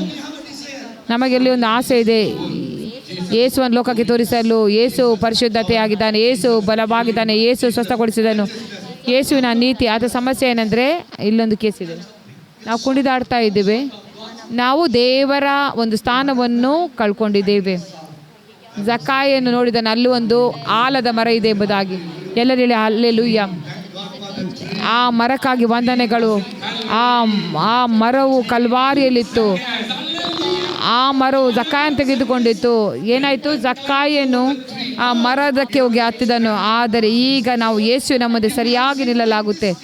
ನಾವು ಯೇಸುವನ್ನು ಈ ರೀತಿ ನೋಡಬೇಕಾಗಿತ್ತು, ಆದರೆ ಈಗ ನಾವು ದೇವರ ನೀತಿಯಾಗಿದ್ದೇವೆ. ನಾವು ಯೇಸುವನ್ನು ಮುಖಾಮುಖಿ ನೋಡುವವರಾಗಿದ್ದೇವೆ. ಹಲ್ಲೆಲೂಯಾ. ನಾನು ಅದನ್ನು ಇಷ್ಟಪಡುತ್ತೇನೆ. ಹಲ್ಲೆಲೂಯಾ. ಇದನ್ನು ಊಹಿಸ್ಬೋದಾ? ಹೇಗೆ ನೀವು ಬಿದ್ದು ಹೋದ್ರಿ, ಅಯ್ಯೋ ಆಗ್ತಾ ಇಲ್ಲ, ನಾನು ಏನಲ್ಲ, ಅಲ್ಲೋ ನಾನು ಬಿದ್ದು ಹೋಗಿದ್ದೇನೆ, ನಾನು ಓದಿಲ್ಲ, ನಾನು ಅವರ ಹಾಗೆ ಒಳ್ಳೆಯವಳಲ್ಲ, ಆ ಹುಡುಗಿ ಚೆನ್ನಾಗಿ ಇಂಗ್ಲೀಷ್ ಮಾತಾಡ್ತಾಳೆ, ನಾನು ಯಾವುದಕ್ಕೂ ಪ್ರಯೋಜನ ಇಲ್ಲ, ತಮಿಳು ಮಾತಾಗೊತ್ತು. ನಾವೆಲ್ಲ ಜಕ್ಕೆಯರು. ನಾನು ಕೂಡ ಜಕ್ಕೆಯನ ಪಾರ್ಟಿಯಲ್ಲಿದ್ದೆ ಭಾಳ ಹಿಂದೆ, 25-30 ವರ್ಷಗಳ ಹಿಂದೆ. ನಾನು ಬೆರಕಕ್ಕೆ ಬರುವ ಮೊದಲು 25-27 ವರ್ಷದ ಹಿಂದೆ ನಾನು ಜಕ್ಕೆಯನಾಗಿ ಇದ್ದೆ. ಈಗ ನಾನು ಬೆಳೆದಿದ್ದೇನೆ. ಯಾಕೆಂದರೆ ನಾನು ಗಟ್ಟಿಯಾದ ಆಹಾರ ತಿಂದಿದ್ದೇನೆ. ನೂತನ ಸೃಷ್ಟಿಯ ಆಹಾರ, ನೂತನ ಒಡಂಬಡಿಕೆ. ಕ್ರಿಸ್ತನಲ್ಲಿ ಯಾರಾಗಿದೆ? ನಿನ್ನ ಆತ್ಮ ವ್ಯಕ್ತಿ ಆಗಿದೆ, ನೀನು ದೇವರಿಂದ ನಡೆಸಲ್ಪಟ್ಟ ವ್ಯಕ್ತಿ ಆಗಿದೆ. ಹಲ್ಲೆಲೂಯಾ. ಇಲ್ಲೊಂದು ಫ್ಯಾಮಿಲಿಯರ್ ಸ್ಟೋರಿ ಇದೆ, ಅನೇಕರು ಕೇಳಿದ್ದಿರಬಹುದು. ಒಬ್ಬ ವ್ಯಕ್ತಿಯು ಆತನು ಈ ರೀತಿ ಬಾಗಿದ್ದನು, ಇಷ್ಟೇ ನೋಡ್ಲಿಕ್ಕೆ ಆಗ್ತಿತ್ತು, ಬಹಳ ಬಾಗಿ ಹೋಗಿದ್ದನು. ಆದರೆ ಆತನ ಒಂದು ಆಸೆ ಇತ್ತು, ನಾನು ಉದ್ದವಾದರೆ, ನಾನು ನೇರವಾದರೆ ಹೇಗೆ ನಾನು ಕಾಣುವೆನು? ನಾನು ನಮ್ಮ ಜೀವಿತದಾಗೆ ಹಾಗೆ ಆಗೋದ್ರ ಭಾಗ್ಯದವರಾಗಿರುವರು. ಆತನು ಯೋಚಿಸಿದ, ನಾನು ಇದೇ ರೀತಿ ಜೀವಿಸ್ತೇನೆ ಎಂಬುದಾಗಿ. ಆದರೆ ನಾವು ಊಹಿಸ್ಬೋದಲ್ಲ ಹೇಗೆ ನಾನು ಇರ್ತೇನೆ ಎಂಬುದಾಗಿ. ಆತನು ಡ್ರಾಯಿಂಗ್ ಮಾಡಲು ಹೇಳಿದನು, ಆರ್ಟಿಸ್ಟಿಗೆ ಹೇಳಿದನು, ಕಲೆಗಾರನಿಗೆ ಹೇಳಿದನು, ಕಲಾವಿದ, ನಾನು ನಿನಗೆ ಹಣ ಕೊಡ್ತೇನೆ, ನನಗೊಂದು ಆಸೆ ಇದೆ, ಯಾವಾಗ ನಾನು ಹೀಗೆ ಬಾಗಿ ಹೋಗಿದ್ದೇನೆ, ನನ್ನ ಒಂದು ಸರಿಯಾಗಿ ನಿಲ್ಲಿಕ್ಕೆ ಕೂಡ ಆಗ್ತಾರೆ, ನನಗೆ ಒಂದು ಫೇವರ್ ಮಾಡ್ತೀಯ ಅಂತ ಕೇಳಿದಾಗ, ನನ್ನ ಒಂದು ಸ್ವರೂಪವನ್ನು ಡ್ರಾ ಮಾಡು, ನಾನು ನೇರವಾಗಿ ನಿಂತಂಗೆ. ಆತನು ಪ್ರಾರ್ಥಿಸಿದನು, ಆತನು ಡ್ರಾ ಮಾಡಿದನು ಮತ್ತು ತನ್ನ ಮನೆಯಲ್ಲಿ ಫಿಕ್ಸ್ ಮಾಡಿದನು. ನಾನು ಅದು ಕಥೆಯನ್ನು ಆಗಿ ಹೇಳಿದೆ, ನಮ್ಮ ಜೀವಿತದ ಒಂದು ಕತೆ ಕೂಡ ಜಕ್ಕೆಯನಾಗಿ. ನಾನು ಇದೆಲ್ಲ ಕಥೆಯನ್ನು ಹೇಳ್ತೇನೆ, ಇದೆಲ್ಲ ಕಥೆಯನ್ನು ಕೇಳುವವರೇ ಆಗಿದ್ದಾರೆ. ಹಲ್ಲೆಲೂಯಾ. ಏನಾಯಿತು? ಆತನು ಆ ಒಂದು ಚಿತ್ರವನ್ನು ಮನೆಯಲ್ಲಿ ಹಾಕಿದನು. ಪ್ರತಿದಿನ ಹೀಗೆ ಬಂದು ನೋಡ್ತಾ ಇದ್ದಾನೆ, ಪ್ರತಿದಿನ ಬಂದು ಆ ಚಿತ್ರವನ್ನು ನೋಡ್ತಾನೆ. ದಿನಗಳು ಹೋದವು, ತಿಂಗಳುಗಳು ಹೋದವು. ನಿಧಾನವಾಗಿ ಆತನಿಗೆ ತಿಳಿತು, ಆತನು ಬಾಗಿದ ಶರೀರವು ಸ್ವಲ್ಪವಾಗಿ ನೇರವಾಗ್ತಾ ಹೋಯಿತು. ರಂಜು, ಬೈಬಲ್ ಇರ್ತದೆ, ನೀವು ನೀತಿಯ ವೃಕ್ಷವಾಗಿದ್ದೀರಿ. 61 ಏಷಾಯ 61, ನೀವು ನೀತಿ ವೃಕ್ಷವಾಗಿದ್ದಾಗಿ ನೆಡಲ್ಪಟ್ಟಿದ್ದೀರಿ. ಅಲ್ಲಿ ಫಲ ಇದೆ ಇಲ್ಲವೋ, ನೀವು ಮರ ಇದೆ ಎಂಬುದಾಗಿ ನಂಬಿರಿ. ನೀವು ಆ್ಯಪಲ್ ಬೀಜವನ್ನು ಹಾಕಿದ್ದೀರಿ, ಮಾವಿನ ಹಣ್ಣು ಬೀಜವನ್ನು ಹಾಕಿದ್ದೀರಿ. ಕೂಡಲೇ ಮಾವಿನ ಹಣ್ಣು ಇಲ್ಲ ಅಲ್ವೋ, ಮಾವಿನ ಹಣ್ಣು ಇಲ್ಲ ಅಲ್ಲೋ, 2 ವರ್ಷ ನಿಲ್ಲು, ನಂತರ 2 ವರ್ಷದ ನಂತರ ಏನೋ ಬರುವುದು ನೀವು ನೋಡುವಿರಿ. ಕೂಡಲೇ ಅಯ್ಯೋ ನೀತಿಯಾ, ನೂತನ ಸೃಷ್ಟಿಯಾ, ನಾನಾ ಹೌದು ನೀನೇ. ಈಗ ಅಲ್ಲಿ ಫಲ ಇರದೇ ಇರಬಹುದು, ಆದರೆ ಅಲ್ಲಿ ಬೀಜವಿದೆ. ಬೀಜ ಏನಾಗಿದೆ? ಮಾವಿನ ಬೀಜ, ಆ್ಯಪಲ್ ಬೀಜ, ನೀತಿಯ ಬೀಜ ಇದೆ. 1 ಕೊರಿಂಥ, ದೇವರ ಮೂಲಕ ಕ್ರಿಸ್ತನು ನನ್ನ ನೀತಿಯಾಗಿದ್ದಾನೆ. 1 ಕೊರಿಂಥ 1:30. ದೇವರ ಮೂಲಕ ನೀನು ಕ್ರಿಸ್ತ ಯೇಸುವಿನಲ್ಲಿದ್ದೆ, ಆತನು ನಮ್ಮ ಜ್ಞಾನವಾಗಿದ್ದಾನೆ. ದೇವರಿಂದ ನಮ್ಮ ನೀತಿ ಮತ್ತು ಆತನನ್ನ ವಿಮೋಚನೆ ಆಗಿದ್ದಾನೆ. 1 ಕೊರಿಂಥ, ಹೆಚ್ಚಳ ಪಡುವನು ಕರ್ತನಲ್ಲಿ ಹೆಚ್ಚಳ ಪಡಲಿ ಎಂಬ ದೈವೋಕ್ತಿ ನೆರವೇರುವುದಕ್ಕೆ ಇದರಿಂದ ಮಾರ್ಗವಾಯಿತು. ಈಗ ಏನು ನಡೀತಾ ಇದೆ ಅಂದರೆ, ನೀವು ಕೇಳ್ತಾ ಇದ್ದೀರಿ, ನೀವೀಗ ಬೀಜವನ್ನು ಬಿತ್ತಾ ಇದ್ದೀರಿ. ಎಲ್ಲರೂ ಹೇಳಿ, ಬೀಜವು ಬಿತ್ತುವ ಸಮಯ, ಬೀಜ ಬೆಳೆಯುವ ಸಮಯ. ನೀವು ಪದೇ ನೀರನ್ನು ಹಾಕುವಾಗ. 2 ಕೊರಿಂಥ 3:18. ಅಲೆಕ್ಸನ ನಿಮಗೆ ಬೋಧಿಸಿರ್ಬೇಕಾಯಿತು. ಮನಸ್ಸನ್ನು ನೂತನಗೊಳಿಸಲು ಮುಗಿಸಿದಾರಲ್ಲ, ಅಲ್ಲಿ ಆತನು ಮಾತಾಡ್ತಾನೆ.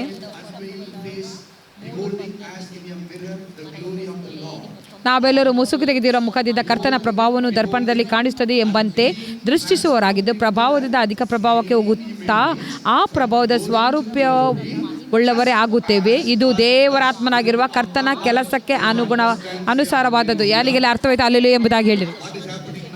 ಈಗ ಏನೆಲ್ಲ ನಡೀತದೆ, ನಾವು ದರ್ಪಣದಲ್ಲಿ ಏನು ನೋಡ್ತಾ ಇದ್ದೀವಿ? ಆ ಬಾಗಿದ ವ್ಯಕ್ತಿ ಏನು ನೋಡಿದನು? ತನ್ನದೇ ಸ್ವಾರೂಪ್ಯವನ್ನು ಆ ಚಿತ್ರಣದಲ್ಲಿ ನೋಡಿದನು. ದಿನೇ ನೋಡಿದರಿಂದ ನೋಡಿ, ನಾವೆಲ್ಲವೂ ಹೇಳ್ತಾ ಇದ್ದೀವಿ, ನಿಮ್ಮನ್ನು ನೀವು ಕ್ರಿಸ್ತನ ನೋಡ್ಕೊಳ್ಳಿರಿ. ಡೈಲಿ ಡಿವೋಷನ್ ಪುಸ್ತಕದಲ್ಲಿ ಯಾರೆಲ್ಲ ನೋಡಿದ್ದೀರಿ? ಆ ಒಂದು ದರ್ಪಣದ ಮುಂದೆ ಬೆಕ್ಕು ನಿಂತಿದೆ, ಅದರ ಒಳಗಡೆ ಆ ಸಿಂಹ ಇದೆ. ನೀವು ನಿಮ್ಮ ಮನಸ್ಸಿನ ಹಂತದಲ್ಲಿ ಬೆಕ್ಕಾಗಿರ್ಬೋದು, ಆದರೆ ನಿಮ್ಮ ಆಂತರ ಮನುಷ್ಯನು ಸಿಂಹನಾಗಿದ್ದಾನೆ. ನೀವು ಹೊರಗಡೆ ಮನುಷ್ಯನಾಗಿ ಭಯಭರಿತ ಸ್ತ್ರೀ ಆಗಿರ್ಬೋದು, ಆದರೆ ಒಳಗಡೆ ಪುನರ್ತನವಾದ ಯಹೂದ್ಯ ಸಿಂಹನು ನಿಮ್ಮ ಒಳಗಡೆ ಇದ್ದಾನೆ. ದರ್ಪಣ ಏನು? ಈ ದೇವರ ವಾಕ್ಯವೇ, ಬೈಬಲೇ ದರ್ಪಣವಾಗಿದೆ. ಸತ್ಯವೇದವೇ ದರ್ಪಣವಾಗಿದೆ. ನಿಮ್ಮಲ್ಲಿ ದರ್ಪಣವಿದೆ. ಪ್ರತಿ ಸ್ತ್ರೀಯರಲ್ಲಿ ಪಾಕೆಟ್ ಮರಿಯ ಹ್ಯಾಂಡ್ ಬ್ಯಾಗ್, ಕನ್ನಡಿ ಇದೆ. ಕಾರಲ್ಲಿ ಒಂದು ದರ್ಪಣವಿದೆ.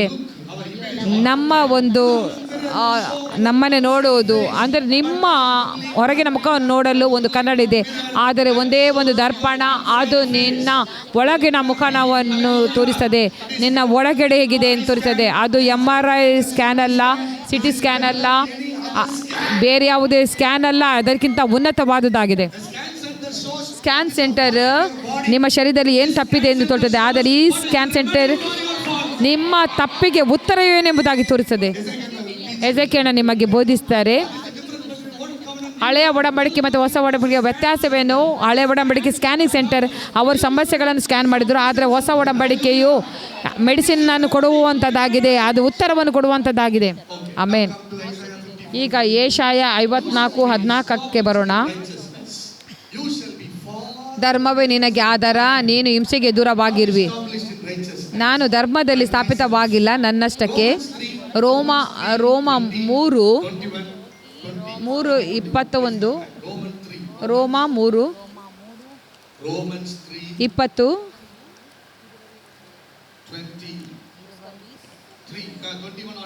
21ರಿಂದ ಓದೋಣ. ಈಗಲಾದರೂ ದೇವರಿಂದ ದೊರಕುವ ನೀತಿಯು ಧರ್ಮಶಾಸ್ತ್ರ ನಿಯಮಗಳಿಲ್ಲದೆ ಪ್ರಕಟವಾಗಿದೆ. ನೀವು ಹೇಗೆ ಬೆಳೆದಿದ್ದೀರಿ, ಹೇಗೆ ನೀವು ಸಭೆಯಲ್ಲಿ ಕುಟುಂಬದಲ್ಲಿ ಕಲಿಸಲ್ಪಟ್ಟಿದ್ದೀರೋ ಅದೇ ನಾನು ನನ್ನ ಮಕ್ಕಳಿಗೆ ಬೋಧಿಸ್ತೇನೆ. ಆದರೆ ನೀವು ದೇವರಿಗೆ ಮೆಚ್ಚಿಸಬೇಕಾದ್ರೆ, ದೇವರು ನಿಮ್ಮನ್ನು ಪ್ರೀತಿಸಬೇಕಾದ್ರೆ, ದೇವರು ನಿಮಗೆ ಆಶೀರ್ವದಿಸಬೇಕಾದ್ರೆ, ನೀವು ನಿಮ್ಮ ಜೀವಿತ ಸಫಲತೆ ನೋಡಬೇಕಾದ್ರೆ ಏನು ಮಾಡಬೇಕು? 40 ದಿನದ ಉಪವಾಸ ಪ್ರಾರ್ಥನೆ ಮಾಡಬೇಕು. 1 ದಿನ ಪ್ರಾರ್ಥಿಸದಿದ್ದರೆ ಅಷ್ಟೇ ಆ ಅನ್ಯೋನ್ಯತೆ ಮುರಿದೇಲ್ಪಡ್ತದೆ. ತಪ್ಪೇನಿಲ್ಲ. ಪ್ರಾರ್ಥನೆಯು ಧಾರ್ಮಿಕ ಒಂದು ಕೆಲಸವಲ್ಲ, ಅದು ಶುನೇಮೈಟ್ ಮತ್ತು ಸಲೋಮನನು ಒಬ್ಬರಿಗೊಬ್ಬರು ಮಾತಾಡುವಂಥದ್ದಾಗಿದೆ. ಇಲ್ಲಿ ನನ್ನ ಪ್ರಿಯನಿದ್ದಾನೆ, His banner won't ನಾನು ಅವನವಳೆ ಆತನ ಒಂದು ಜಯಧ್ವಜವು ಪ್ರೀತಿಯ ಧ್ವಜವಾಗಿದೆ. ಹಲ್ಲೆಲೂಯಾ. ಪ್ರಾರ್ಥನೆಯು ಈ ದಿನದ ಅಲಾರ್ಮ್ 7 ಗಂಟೆ ನಾನು ಪ್ರಾರ್ಥಿಸಬೇಕು, ಆ ರೀತಿ ನಿನ್ನ ಅತ್ತೆಗೆ ಅಡುಗೆ ಮಾಡುವಂಥದ್ದಲ್ಲ. ನೀವು ಅತ್ತೆಗೆ ಅಡುಗೆ ಮಾಡೋದಿದ್ರೆ ಪತಿ ನಿನ್ನ ಮೇಲೆ ಕೋಪಗೊಳ್ತಾನೆ. ಆದರೆ ಪರಲೋಕದ ಪತಿಯು ಯಾವುದಕ್ಕೂ ಚಿಂತಿಸುವುದಿಲ್ಲ. ಹಲ್ಲೆಲೂಯಾ. ಪರಲೋಕದ ಪತಿ ನಿನ್ನಲ್ಲಿ ಆನಂದಿಸ್ತಾನೆ. ತನ್ನ ಪ್ರಸನ್ನತೆ ಆನಂದಿಸಿರಿ. ಅದು ಒಂದು ಡ್ಯೂಟಿ ಆಗೋದಿಲ್ಲ. ಡ್ಯೂಟಿ ಆದಾಗ ಅದು ದಿನ ದಿನ ಮಾಡುವಂಥದ್ದಾದರೆ ಆಗ ಒಂದು ನಮ್ಮ ಸೋತು ಹೋಗ್ತೇವೆ. ನಮ್ಮ ದೇವರು ನಮ್ಮನ್ನು ನಮ್ಮ ಕಾಣಿಕೆಯ ಮೇಲೆ ಆಶೀರ್ವದಿಸುವುದಿಲ್ಲ. 2 ರೀತಿಯ ಆಶೀರ್ವಾದಗಳು. ಒಂದು ದೇವರ ನೀತಿಯಾಗಿದೆ ನಂಬಿಕೆಯ ಮೂಲಕ, ಇನ್ನೊಂದು ಕೆಲಸದ ಮೂಲಕ ಧಾರ್ಮಿಕತೆ, ಅಥವಾ ನಂಬಿಕೆಯ ಮೂಲಕ ಅಥವಾ ಕೆಲಸದ ಮೂಲಕ ನಂಬಿಕೆ. ದೇವರ ನೀತಿಯು ನೋಡಿ, ಸ್ವನೀತಿ ಲೂಕ 19 ಸ್ವನೀತಿಯ ಬಗ್ಗೆ ಮಾತಾಡ್ತದೆ.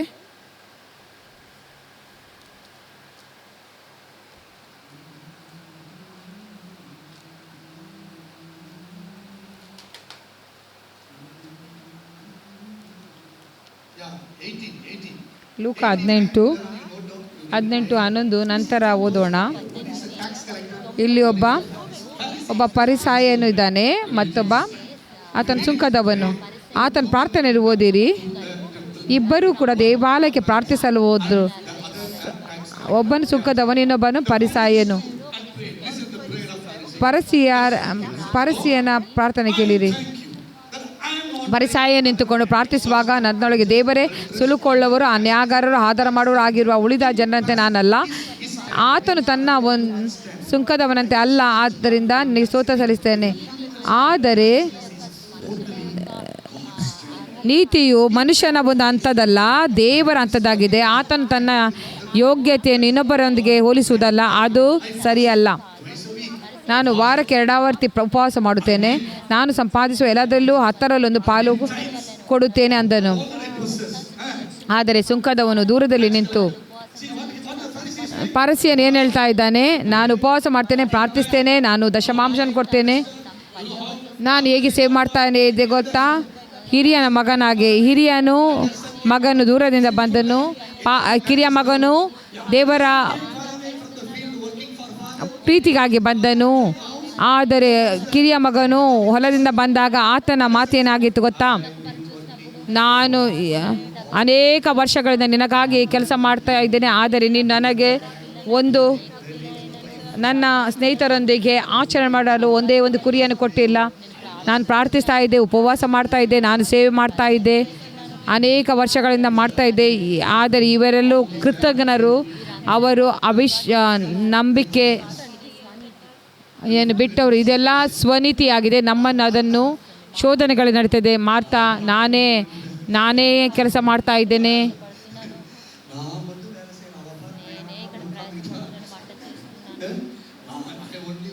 ನಾನು ಮಾತ್ರ ಕೆಲಸ ಮಾಡ್ತಾ ಇದ್ದೇನೆ, ನಾನು ಮಾತ್ರ ಸ್ಟವ್ ಹತ್ರ ಇರಬೇಕು, ಯಾವಾಗಲೂ ಅವಳು ಸ್ಟೇಜಲ್ಲಿ ಇರಬೇಕಾ, ಅವಳು ಅಲ್ಲಿ ಬೋಧಿಸ್ತಾ ಇರೋದಾ? ಸ್ವನೀತಿ. ಅವಳು ಯೇಸುವಿನ ಪಾದ ಹಿಡಿದಳು. ಕ್ರಿಸ್ತನು ನಿನ್ನ ನೀತಿಯಾಗಿದ್ದಾನೆ. ಮರಿಯಳು ಒಂದು ವಿಷಯವನ್ನು ಮಾಡಿದಳು. ಯೇಸುವೆ, ನೀನೇ ನನ್ನ ಎಲ್ಲವಾಗಿದೆ ಎಂದು ಹೇಳಿ ಅವಳು ಯೇಸುವಿನ ಪಾದದಲ್ಲಿ ಕೂತಳು. ಮತ್ತಾಯ 6:63 ಹೇಳ್ತದೆ, ಆತನ ರಾಜ್ಯವನ್ನು ಮತ್ತು ಆತನ ನೀತಿಯನ್ನು ಹುಡುಕಿರಿ, ಆಗ ಎಲ್ಲವೂ ನಿಮಗೆ ದೊರಕುವುದು. ಮಾರ್ತಳು ತನ್ನ ಸ್ವನೀತಿಯಲ್ಲಿದ್ಲು. ನಾನು ಹೇಗೆ ಪ್ರಾರ್ಥಿಸ್ತೇನೆ ಗೊತ್ತಾ? ನನ್ನ ಪ್ರಾರ್ಥನೆಯಲ್ಲಿ ದೇವರು ಕೊಡಬೇಕು, ನನ್ನ ಪ್ರಾರ್ಥನೆಯಲ್ಲಿ ದೇವರು ಇದನ್ನು ಮಾಡಬೇಕು. ನಿನ್ನ ಪ್ರಾರ್ಥನೆಯು ಏನೂ ಮಾಡುವುದಿಲ್ಲ. ನಿನ್ನ ನಂಬಿಕೆಯು ಏನೇನು ಮಾಡ್ತೀಯ ಅದರ ಮೇಲೆ ಹೊಂದಿಲ್ಲ. ನಿನ್ನ ನಂಬಿಕೆಯು ಕ್ರಿಸ್ತನು ಏನು ಮಾಡಿದಾನೋ ಅದರ ಮೇಲೆ, ಕ್ರಿಸ್ತನು ಏನು ಮಾಡಿದಾನೋ ಅದರ ಮೇಲೆ ಹೊಂದಿದೆ. Hallelujah, hallelujah, amen, hallelujah. ಆದ್ದರಿಂದ ದೇವರ ನೀತಿಯು ಅದೊಂದು ಉಚಿತ ವರವಾಗಿದೆ. 5:17 ಓದಿದ್ದೇವೆ. ನೀತಿಯು ನಾವು ಸಂಪಾದಿಸುವಂಥದ್ದು ಅಥವಾ ಹೊಂದಿಕೊಳ್ಳೋದು ಅಥವಾ ಒಂದು ತತ್ಕಾಲದಲ್ಲ. ಎಲ್ಲೆಲ್ಲಿ ನೀತಿಯು ಸಂಪಾದಿಸುವಂಥದ್ದಲ್ಲ. ರೋಮ 4:4 ರೋಮ 4:4.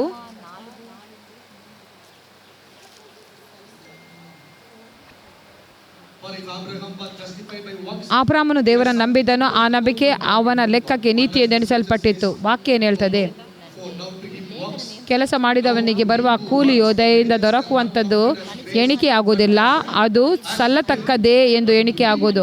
ಆದರೆ ಯಾವನು ಪುಣ್ಯಕ್ರಿಯೆಗಳನ್ನು ಮಾಡಿದವನಾಗಿರದೆ ಪಾಪಾತ್ಮರ ನೀತಿವಂತರೆಂದು ನಿರ್ಣಯಿಸುವ ಆತನಲ್ಲಿ ನಂಬಿಕೆ ಇಡ್ತಾನೋ ಅವನ ನಂಬಿಕೆ ನೀತಿ ಎಂದು ಎಣಿಸಲ್ಪಡುವುದು. your faith in ನಿಮ್ಮ ನಂಬಿಕೆ ಕ್ರಿಸ್ತನಲ್ಲಿ, overcome Christ, ಕ್ರಿಸ್ತನ ನೆರವೇರಿಸಿದ ಕಾರ್ಯಗಳಿರುವ ನಂಬಿಕೆ, ಯೇಸುವಿನ ತ್ಯಾಗದಲ್ಲಿರುವ ನಂಬಿಕೆ, ಯೇಸುವಿನ ಪುನರುತ್ಥಾನದಲ್ಲಿರುವ ನಂಬಿಕೆ.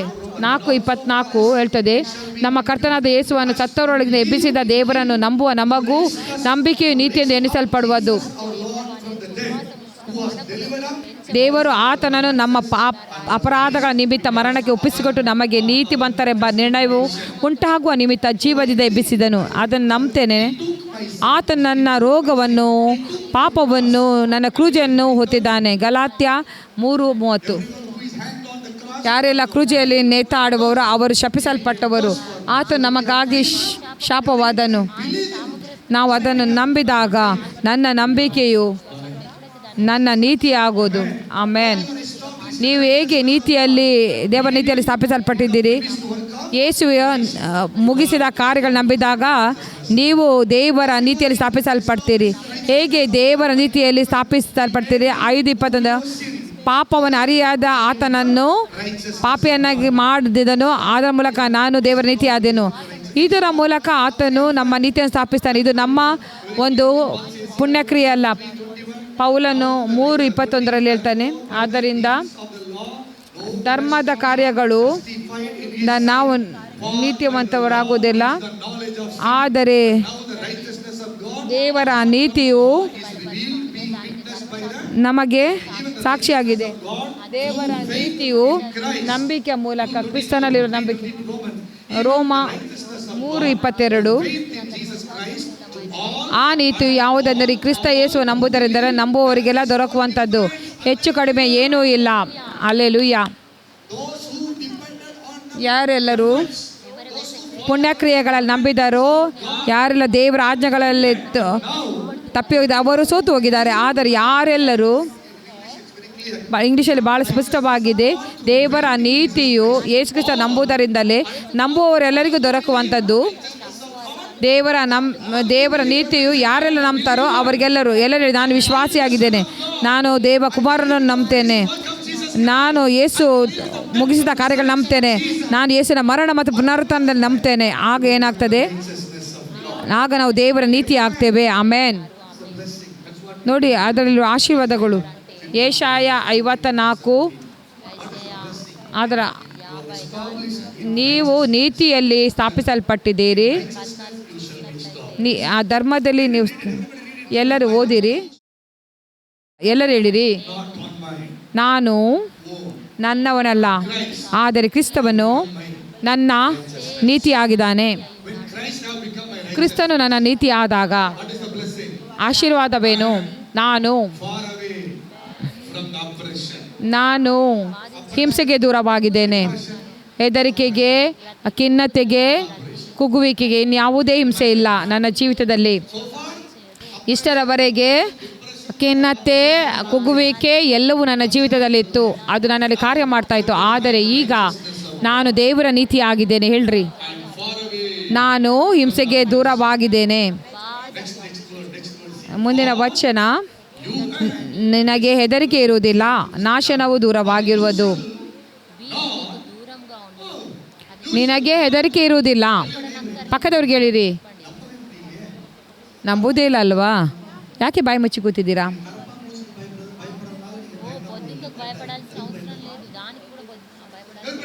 ಎಲ್ಲರೂ ಹೇಳ್ರಿ, ನಾನು ಭಯಪಡಬೇಕಾಗಿಲ್ಲ. ಆಮೇನ್. ಹಲ್ಲೆಲೂಯಾ. ರೋಮ 8:15 ಹೇಳ್ತದೆ, ನೀವು ತಿರುಗಿ ಭಯದಲ್ಲಿ ಬೀಳುವ ಹಾಗೆ ದಾಸನ ಭಾವನೆ ಹೊಂದಿದವರಲ್ಲ, ನೀವು ಮಗನ ಭಾವನೆ ಹೊಂದಿದ್ದೀರಿ. ನೀವು ನೀವು ಪಾಪಕ್ಕೆ ದಾಸರಾಗಿದ್ದೀರಿ ಮತ್ತು ನೀವು ದುರಾತ್ಮನಿಂದ ನಡೆಸಲ್ಪಡ್ತಾ ಇದ್ದೀರಿ. ವಿಗ್ರಹಗಳನ್ನು ಆರಾಧನೆ ಮಾಡಲು ತಪ್ಪಾಗಿ ವರ್ತಿಸಲು ನೀವು ನಡೆಸಲ್ಪಡ್ತಿದ್ದೀರಿ ಮೊದಲು. ಆದರೆ ಈಗ ನೀವು ಭಯದಲ್ಲಿ ಬಿಡುವ ಹಾಗೆ ದಾಸನ ಭಾವವನ್ನು ಹೊಂದಿದಲ್ಲ, ನೀವು ಮಗನ ಭಾವವನ್ನು ಹೊಂದಿದವರಾಗಿದ್ದೀರಿ. ಆಮೇನ್. ಕೊಲೊಸ್ಸೆ 4:6 ಹೇಳ್ತದೆ, ನಾವು ಮಗಂದಿರಾದ್ದರಿಂದ ನಾವು of his son inside us. ನಮ್ಮ ಒಳಗಡೆ ಆತನ ಮಗನನ್ನು ಹೊಂದಿಕೊಂಡಿದ್ದೇವೆ. ಏನು ನನ್ನ ಜೀವಿತ ಬದಲಾಯಿಸೋದು ಗೊತ್ತಾ? Spirit I receive. ನಾನು ಹೊಂದಿದ ಆತ್ಮನು, You are the spirit. ನೀವು ಆತ್ಮವಾಗಿದ್ದೀರಿ. ನೀವು ಪರಲೋಕದ ಆತ್ಮವನ್ನು ಹೊಂದಿದ್ದೀರಿ. ಪರಿಶುದ್ಧಾತ್ಮನು ಬಂದಾಗ ಕೇವಲ ಅನ್ಯ ಭಾಷೆಯನ್ನು ಮಾತಾಡುವುದಲ್ಲ, ಪ್ರವಾದನೆ ಮಾತ್ರವಲ್ಲ, ಪರಿಶುದ್ಧಾತ್ಮನು ನಿನ್ನಲ್ಲಿ ಬಂದಾಗ ಯೇಸು ಕ್ರಿಸ್ತನೇ ನಿನ್ನ ಒಳಗಡೆ ಬಂದಿದ್ದಾನೆ. ಮರಿಯಳ ಮೇಲೆ ಮರಿಯಳು ಹೇಳಿದ್ದು, ಇದು ಹೇಗೆ ಸಾಧ್ಯ ಎಂಬುದಾಗಿ. ನಾನು ಪುರುಷನನ್ನು ಅರಿತಿಲ್ಲವಲ್ಲ. ಕೂಡಲೇ ಏನಾಯಿತು? ಗಬ್ರಿಯೇಲನು ಹೇಳಿದನು, ಪರತ್ಪರನಾದ ಶಕ್ತಿಯು ನಿನ್ನ ಮೇಲೆ ನೆರಳಾಕುವುದು, ಪರಿಶುದ್ಧಾತ್ಮನು ನಿನ್ನ ಮೇಲೆ ಬರುವನು. ಪರಿಶುದ್ಧಾತ್ಮನು ಬಂದಾಗ ಮರಿಯಳ ಮೇಲೆ, ಅವಳ ಒಳಗೆ ಯಾರು ಬಂದನು? ಯಾರು ಬಂದನು ಒಳಗಡೆ? ಯೇಸು ಬಂದನು. ಯಾರು ಬಂದನು? ಅದೇ ರೀತಿ ಮಗನ ಆತ್ಮನು ಬಂದಾಗ Holiness of son came. ಮಗನ ಪರಿಶುದ್ಧತೆ ಬಂತು, ಆತನ ಧೈರ್ಯ ಬಂತು, ಕ್ರಿಸ್ತನ ಮನಸ್ಸು ಬಂತು, ಕ್ರಿಸ್ತನ ಬಲವು ಬಂತು. ಇದು ಇನ್ಸ್ಟಾಲ್ಮೆಂಟ್ ಬೇಸ್ ಅಲ್ಲ, ಎಲ್ಲವೂ ಒಂದಾಗಿ ಬಂದಿದೆ, ಒಂದೇ ಸಮಯದಲ್ಲಿ ಬಂತು. ಪರಿಶುದ್ಧಾತ್ಮನು ನಿಮ್ಮಲ್ಲಿ ಬಂದಾಗ ಆತನು ಹೋಲ್ಸೇಲ್ ಪರ್ಚೇಸ್ ಮಾಡಿದನು ಪರಲೋಕದ್ದು ಮತ್ತು ಇಲ್ಲಿನ ಒಳಗಡೆ ಹಾಕಿದನು. ನೀನು ಈಗ ಸಂಗ್ರಹಾಲಯವಾಗಿದ್ದಿ. ಮೊದಲು 1 ವರ್ಷ ದೇವರು ಅನ್ಯ ಭಾಷೆ ವರ ಕೊಟ್ಟನು. 2ನೇ ವರ್ಷ ನನಗೆ ಪ್ರವಾದನೆ ವರ ಸಿಕ್ಕಿತು. 3ನೇ ವರ್ಷ ನನಗೆ ಸ್ವಲ್ಪ ಸ್ವಸ್ಥತೆಯ ವರ ಸಿಕ್ಕಿತು. ಎಲ್ಲವೂ ಸೇರಿ ಬಂತು, ಒಂದೇ ಬಾರಿ ಸೇರಿ ಬಂತು. ಮೊದಲು ಆತನ ರಾಜ್ಯವನ್ನು, ಆತನ ನೀತಿಯನ್ನು ಹುಡುಕಿರಿ, ನಂತರ ಎಲ್ಲವೂ ನಿಮಗೆ ದೊರಕುವುದು. ಎಲ್ಲರಿಗೆ ಹಸಿವೆ ಆಗಿದಾ? ನನಗೆ ಹಸಿವೆ ಆಗಿಲ್ಲ. ಹಲ್ಲೆಲೂಯ. ಎಲ್ಲರೂ ಹೇಳಿರಿ, ಮೊದಲು ಆತನ ರಾಜ್ಯವನ್ನು, ನೀತಿಯನ್ನು ಹುಡುಕಿರಿ, ಅವುಗಳೆಲ್ಲವೂ ಕೂಡ ಉಳಿದವು ನಿಮಗೆ ಸಿಗುವುದು. ವರ, ನಂಬಿಕೆ, ಬಲ, ಸ್ವಸ್ಥತೆ, ಅದ್ಭುತ, ಬಿಡುಗಡೆ, ಸಮಾಧಾನ, ಆನಂದ, ಡಬ್ಬು, ಮನೆ, ಕಾರ್ಪತಿ, ಮಕ್ಕಳು, ಸ್ಥಳ, ಜಮೀನು, ಎಲ್ಲವೂ ನಿಮಗೆ ದೊರಕುವುದು. ಎಲ್ಲವೂ ಬಂದಿದೆ ಅದರ ಜೊತೆಗೆ. Hallelujah. Okay, come back. You shall not fear. Everybody say, see. ಎಲ್ಲರೂ ಹೇಳಿರಿ, ನೀವು ಭಯಪಡುವುದಿಲ್ಲ. ಒಂದು ಒಳ್ಳೆಯ ಕ್ವಾಲಿಟಿ, ಜ್ಞಾನೋಕ್ತಿ ಅನೇಕ ಸಂಗತಿ ಬಳಕೆ ಮಾತಾಡಿದೆ. ಒಂದು, ನೀತಿವಂತರು ಸಿಂಹದ ಹಾಗೆ ಇರುವವರು, ಅವರು ಕೆಟ್ಟ ವಿಷಯಗಳ ಬಗ್ಗೆ ಭಯಪಡುವುದಿಲ್ಲ. ಡಾಕ್ಟರ್ ನ್ಯೂಸ್ ಇರಲಿ, ಯಾವುದಕ್ಕೂ ಕೂಡ ಭಯಪಡುವುದಿಲ್ಲ. ಹಲ್ಲೆಲೂಯ. ಇಲ್ಲಿ ಡಾಕ್ಟರ್ ರಿಪೋರ್ಟ್ ಒಮ್ಮೆ ಕೇಳಿದರೆ ನನ್ನನ್ನು ಸೇರಿ ಒಂದು ಸ್ವಲ್ಪ ಆದರೆ ನಾನು ಕದಲ್ತೇವೆ. ಇಲ್ಲ, ನಾನು ನೀತಿವಂತನು, ನಾವು ಭಯಪಡಬೇಕಾಗಿಲ್ಲ. ಇದು ಹೇಳ್ತದೆ ಕೊರತೆಯ ಬಗ್ಗೆ. ಆ ಡ್ರಾಯಿಂಗನ್ನು ನೋಡೋದಲ್ಲಿ ಕೊರತೆ ನೋಡಿ, ನೀನು ಇನ್ನೆಂದಿಗೂ ಬಾಗಿದವನಲ್ಲ, ಬುಗ್ಗಿ ಹೋದವನಲ್ಲ, ನೀನು ಒಳಗಡೆ ಬೆಳೆದವನು. ಆ ದರ್ಪಣವನ್ನು ನೋಡುವುದಾಗಿ, ದರ್ಪಣ ನಿಮಗೆ ಕ್ರಿಸ್ತನಲ್ಲಿ ನೀನು ಏನಾಗಿದ್ದಿ, ನಾನು ದೇವರ ನೀತಿ ಆಗಿದ್ದೀನಿ ಎಂಬುದು ತೋಳ್ತದೆ. ಎಲ್ಲರೂ ಹೇಳಿ, ನಾನು ಭಯಪಡಬೇಕಾಗಿಲ್ಲ. ದೇವರು ಮನುಷ್ಯನನ್ನು ಸೃಷ್ಟಿಸಿದಾಗ, ನೀವು ಸಾಂಬಾರನ್ನು ಮಾಡುವಾಗ ಅಥವಾ ಯಾವುದೇ ಆಹಾರವನ್ನು ತಯಾರಿಸುವಾಗ ನೀವು ಪದಾರ್ಥಗಳನ್ನು ಹಾಕ್ತೀರಿ. ಅದೇ ರೀತಿ ದೇವರು ಸೃಷ್ಟಿಸಿದಾಗ ಈ ಹೆದರಿಕೆಯ ವಿಷಯವಿರಲಿಲ್ಲ. ಸರ್ಪ ಕೊಟ್ಟ ನಂತರನೇ ಅದು ಬಂತು. ಆದಾಮನು ಯಾವಾಗ ಭಯಪಟ್ಟನು? ಆತನು ಆ ಹಣ್ಣನ್ನು ತಿಂದ ನಂತರವೇ ಬಂತು.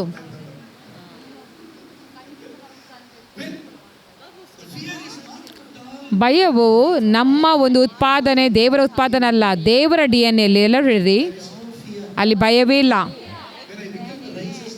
ನಾನು ದೇವರ ನೀತಿ ಆಗಿದಾಗ ನಾನು ಭಯಪಡಬೇಕಾಗಿಲ್ಲ. Hallelujah, hallelujah, hallelujah. ಎಲ್ಲರೂ ಹೇಳಿ, ನಾನು ಭಯದಿಂದ ದೂರವಾಗಿದ್ದೇನೆ. ಅದು ನನ್ನ ಹತ್ತಿರಕ್ಕೆ ಬರಲಾರದು. ನಾವು ಸಿಲಿಗುರಿಯಲ್ಲಿದ್ದೆ. ಇಂದಿನ ಜೂನಲ್ಲಿ ಸಿಲಿಗುರಿಯಲ್ಲಿ ಶಾಲೆ ಇತ್ತು, 1 ತಿಂಗಳ ಶಾಲೆ. ಬಹಳವಾದ ಪರಿಶುದ್ಧಾತ್ಮನ ಬಲವಾದ ಶಾಲೆ. ನಾರ್ತ್ ಈಸ್ಟಿಂದ ಎಲ್ಲ ಜನರು ಬಂದರು. ಪ್ರತಿ ಭಾನುವಾರ ಶಿಲಿಗುರಿಯಲ್ಲಿ ನನಗೆ ಬಹಳ ಇಷ್ಟ ಏನೆಂದರೆ,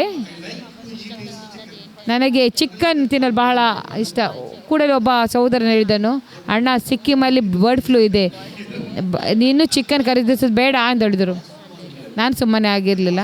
ನಾನು ಕೇಳಿದ್ದೆ ಸಿಲಿಗುರಿಯ ಬ್ರದರಿಗೆ, ನ್ಯೂಸ್ ಇದೆಯಾ ಮೀಡಿಯಾದಲ್ಲಿ ಎಂಬುದಾಗಿ. ಇಲ್ಲ ಹೇಳಿದರು. ಒಬ್ಬ ಬ್ರದರ್ ಕೇಳಿದನು, ಸಿಕ್ಕಿಮಲ್ಲಿ ಬರ್ಡ್ ಫ್ಲೂ ಇದೆ ಎಂಬುದಾಗಿ. ಸಿಲಿಗುರಿಯಲ್ಲಿ ಇರಬೇಕಾಗಿಲ್ಲ ಚಿಕನಿಗೆ. ನ್ಯೂಸ್ ನೋಡಿ ಕೆಟ್ಟ ವಾರ್ತೆ. ನಾನು ಅದನ್ನು ಜಯಿಸಿದೆ. ನಾನು ಅರಿಕೆ ಮಾಡಿದ ದೇವರ ನೀತಿಯಾಗಿದೆ, ನನಗೆ ಚಿಕನ್ ಬೇಕು ಹೇಳಿದೆ. ಅದು ನಿನ್ನ ಹತ್ತಿರಕ್ಕೆ ಬರಲಾರದು. ಸುದ್ದಿಯು ನಿನ್ನಿಂದ ದೂರವಾಗಿರ್ತದೆ. ಆಗ ನಮ್ಮ ಭಾವನೆಗಳು ಬದಲಾಗ್ತದೆ, ನಮ್ಮ ವರ್ತನೆ ಬದಲಾಗ್ತದೆ, ನಮ್ಮ ಶರೀರದ ವರ್ತನೆ ಚೇಂಜ್ ಆಗ್ತದೆ. ಇದರ ಅಗತ್ಯತೆ ಇಲ್ಲ. ಇನ್ನೆಂದಿಗೂ ನಾವು ಎದುರಿಸಬೇಕಾಗಿಲ್ಲ. ಎದುರಿಸಿರಿ.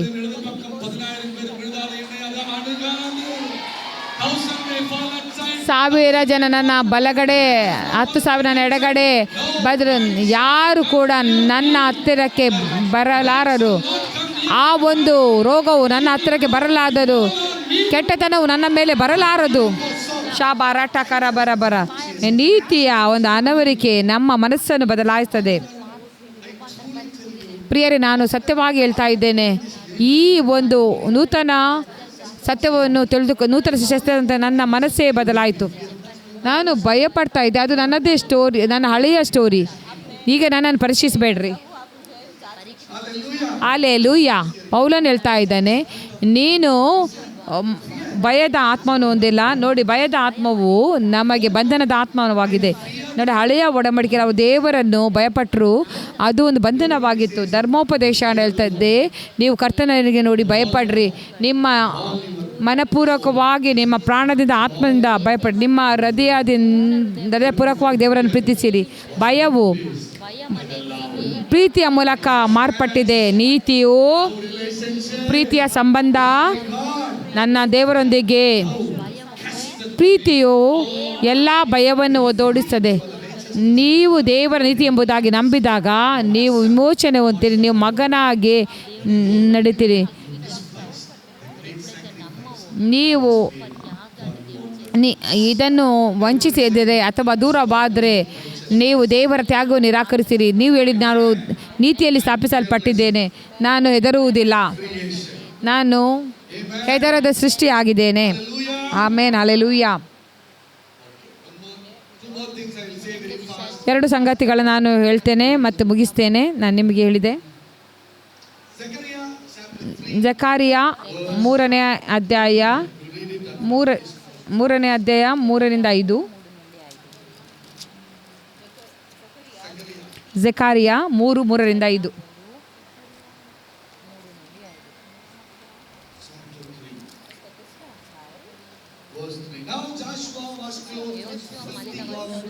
ಯೋಶುವನು ದೇವದೂತನ ಮುಂದೆ ಕೊಳೆ ಬಟ್ಟೆಯಾಗಿ ನಿಂತಿರುವ ದೇವದೂತನು ತನ್ನ ಸೇವಕರಿಗೆ, ಇವನ ಕೊಳೆ ಬಟ್ಟೆಗಳನ್ನು ತೆಗೆದು ಬಿಡ್ರಿ ಎಂದು ಅಪ್ಪಣೆ ಕೊಟ್ಟು ಅವನಿಗೆ, ಈಗೋ ನಿನ್ನ ದೋಷವನ್ನು ನಿನ್ನಿಂದ ತೊಲಗಿಸಿದ್ದೇನೆ, ನಿನಗೆ ಶ್ರೇಷ್ಠ ವಸ್ತ್ರವನ್ನು ತೊಡಿಸುವೆನು ಎಂದು ಹೇಳಿದನು. ಇವನ ತಲೆಗೆ ಶುಭ್ರವಾದ ಮುಂಡಾಸನ್ನು ಸುತ್ತಿರಿ ಎಂದು ಅವನು ಅಪ್ಪಣೆ ಕೊಡಲು ಅವರು ಅವನ ತಲೆಯ ಮೇಲೆ ಶುಭ್ರವಾದ ಮುಂಡಾಸನ್ನು ಸುತ್ತಿ ಅವನಿಗೆ ವಸ್ತ್ರಗಳನ್ನು ಹಾಕಿದರು. ನೋಡಿ, ಆದಾಮ ಅವರು ಪಾಪ ಮಾಡಿದಾಗ ಅವರು ಏನು ಹೇಳಿದರು? ನಾವು ಬೆತ್ತಲೆಯಾಗಿದ್ದೇವೆ. ಶತ್ರು ಯಾವಾಗಲೂ ನಿಮ್ಮ ಸೋಲುಗಳನ್ನು, ನಿಮ್ಮ ಒಂದು ಕೊಳಕುತನ ತೋರಿಸ್ತಾನೆ ಮತ್ತು ನಿಮಗೆ ಬೆತ್ತಲೆಯನ್ನಾಗಿ ತೋರಿಸ್ತಾನೆ. ನೀವು ಸುಂದರವಾಗಿಲ್ಲ ಎಂಬುದಾಗಿ ತೋರಿಸ್ತಾನೆ. ನೀವು ನಿಮ್ಮನ್ನೇ ಸ್ವೀಕರಿಸದ ರೀತಿಯಲ್ಲಿ ಮಾಡ್ತಾನೆ. ಆದರೆ ನಿಮ್ಮ ಕರ್ತನು ಯಾವಾಗಲೂ ನಿಮಗೆ ತನ್ನ ನೀತಿಯಿಂದ ಉಳಿಸಲು ಬರುವವನಾಗಿದ್ದಾನೆ. ಅದೇ ಚಾಪ್ಟ್ರಲ್ಲಿ ನಾವು ನೋಡ್ತಾ ಇದ್ದೀವಿ, ದೇವರು ಆತನು ಚರ್ಮದ ಬಟ್ಟೆಯನ್ನು ಮಾಡಿ ಆದಾಮ ಅವನಿಗೆ ತೊಡಿಸಿದರು. ಹೇಳಿರಿ, ದೇವರು ನನ್ನನ್ನು ತನ್ನ ನೀತಿಯ ವಸ್ತ್ರವನ್ನು ತೊಡಿಸಿದ್ದಾನೆ. ಯೆಶಾಯ 61:10 ಈ ರೀತಿ ಹೇಳ್ತದೆ, ನಾನು ನಿನಗೆ ನೀತಿ ವಸ್ತ್ರವನ್ನು, ಆತನು ನನ್ನನ್ನು ನೀತಿ ವಸ್ತ್ರದಿಂದ ಹೊದಿಸಿದ್ದಾನೆ. ಇಲ್ಲಿ ನಾವು ನೋಡ್ಬೋದು, ಯಾಜಕನಾದ ಯೋಶ್ವನು ಆತನು ಕೊಳೆ ಬಟ್ಟೆಗಳನ್ನು ತೊಡಿಸಿದ್ದಾನೆ. ಅಲ್ಲಿ ಶತ್ರುವು ನಿಂತಿದ್ದಾನೆ. ಹೇಳಿರಿ, ಪ್ರಕಟಣೆಯ 12 ಹೇಳ್ತದೆ, ದೂಷಕನು ಎಂಬುದಾಗಿ, ಸಹೋದರನ ದೂಷಕನು. ಆತನೇನು ಮಾಡ್ತಾನೆ ಅಂದರೆ, ಆತನು ದೇವಜನರು ದೂಷಿಸ್ತಾನೆ ದಿನ ರಾತ್ರಿ. ಅದಕ್ಕಾಗಿ ಬೈಬಲ್ ಹೇಳ್ತದೆ, ನಮಗೆ ಒಬ್ಬ ವಿಜ್ಞಾಪಕನಿದ್ದಾನೆ ಪರಲೋಕದಲ್ಲಿ. ಆ ವಿಜ್ಞಾಪಕನು ಯಾರು? ಯೇಸುವೇ ಆಗಿದ್ದಾನೆ. ಪರಿಶುದ್ಧ ಆತ್ಮನು ವಕೀಲನಾಗಿದ್ದಾನೆ. ಆತನು ನಮಗೆ ಸಹಾಯ ಮಾಡ್ತಾನೆ. ನಮಗೆ ಒಂದು ದೊಡ್ಡ ಲಾಬಿ ಇದೆ, ಪರಲೋಕದ ಲಾಬಿ. ನರಕವು ಅನೇಕ ಒಂದು ದೂಷಣೆಗಳನ್ನು ಹಾಕುವಾಗ ಚಿಂತಿಸಬೇಡ, ಪರಲೋಕವು ಅನೇಕ ಸಪೋರ್ಟನ್ನು ಮಾಡ್ತದೆ, ಬೆಂಬಲ ಮಾಡ್ತದೆ. ಇಲ್ಲಿ ದೇವದೂತನಿದ್ದಾನೆ, ಅಲ್ಲಿ ದೂಷಕನು ಕೂಡ ಇದ್ದಾನೆ. ಆ ಒಂದು ಕೊಳೆಯ ಬಟ್ಟೆಯ ಬಗ್ಗೆ ಮಾತಾಡುವ. ಇಲ್ಲಿ ಇಂಟ್ರೆಸ್ಟಿಂಗ್ ಆಗಿ ನೋಡಿ, ನಾನು ನಿನ್ನ ದೋಷವನ್ನು ನಿನ್ನಿಂದ ತೊಲಗಿಸಿದ್ದೇನೆ, ನಿನಗೆ ಶ್ರೇಷ್ಠ ವರ್ಷವನ್ನು ತೊಡಿಸುವೆನು ಎಂದು ಹೇಳಿದನು. 5ನೇ ವಚನ, ಅವರು ಅವನ ತಲೆಗೆ ಶುಭ್ರವಾದ ಮುಂಡಾಸನ್ನು ಸುತ್ತಿ ಅವನಿಗೆ ವಸ್ತ್ರಗಳನ್ನು ಹಾಕಿದರು.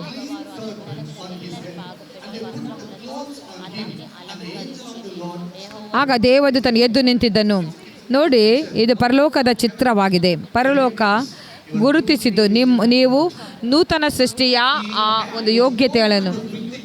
ಆತನು ಕೊಳಕು ಬಟ್ಟೆ ಧರಿಸಿದ್ದಾನೆ. ಆದರೆ ದೇವದೂತನು ಹೇಳಿದನು, ನಿನ್ನ ದೂಷಣೆಯನ್ನು ನಿನ್ನಿಂದ ತೊಲಗಿಸಿದೆ, ನಿನ್ನನ್ನು ಶ್ರೇಷ್ಠ ವರ್ಷವನ್ನು ತೊಡಿಸಿದ್ದೇನೆ. ನೀತಿಯ ಒಂದು ಪ್ರಜ್ಞೆಯು ನೀತಿ ವಸ್ತ್ರವಾಗಿದೆ. ನೀನು ಏನು ಧರಿಸಿದೆಯೋ ಅದು ಬಹಳ ಅಮೂಲ್ಯವಾದದ್ದು, ಅದು ನೀತಿಯ ವಸ್ತ್ರವಾಗಿದೆ. ಹಲ್ಲೆಲೂಯಾ. ನೋಡಿ, ಕಿರಿಯ ಮಗನು ಬಂದಾಗ ಆತನು ಕೊಳಕು ಬಟ್ಟೆಯನ್ನು ಧರಿಸಿದಾಗ ತಂದೆ ಏನು ಹೇಳಿದನು? ಆತನಿಗೆ ಶ್ರೇಷ್ಠವಾದ ನಿಲುವಂಗಿಯನ್ನು ತರಿ ನೋಡಿ, ಶ್ರೇಷ್ಠವಾದ ನಿಲುವಂಗಿ, ಅಮೂಲ್ಯವಾದ ನಿಲುವಂಗಿ. ನಾನು 5 ನಿಮಿಷದಲ್ಲಿ ಮುಗಿಸ್ತೇನೆ. ಆದಿಕಾಂಡ 29, ಎಜೆಕ್ಯಣ್ಣ ಯಾವಾಗಲೂ ಇದನ್ನು ಹಂಚ್ತಾ ಇದ್ದರು. ಇದು ಒಂದು ನಂಬಿಕೆಯನ್ನು ಕಟ್ಟುವಂತಹ ಒಂದು ಚಿತ್ರಣ. ಹಳೆಯ ಒಡಂಬಡಿಕೆಯಲ್ಲಿ ಏನಾಗಿದೆ ಎಂಬುದಾಗಿ 27, ಆದಿಕಾಂಡ 27.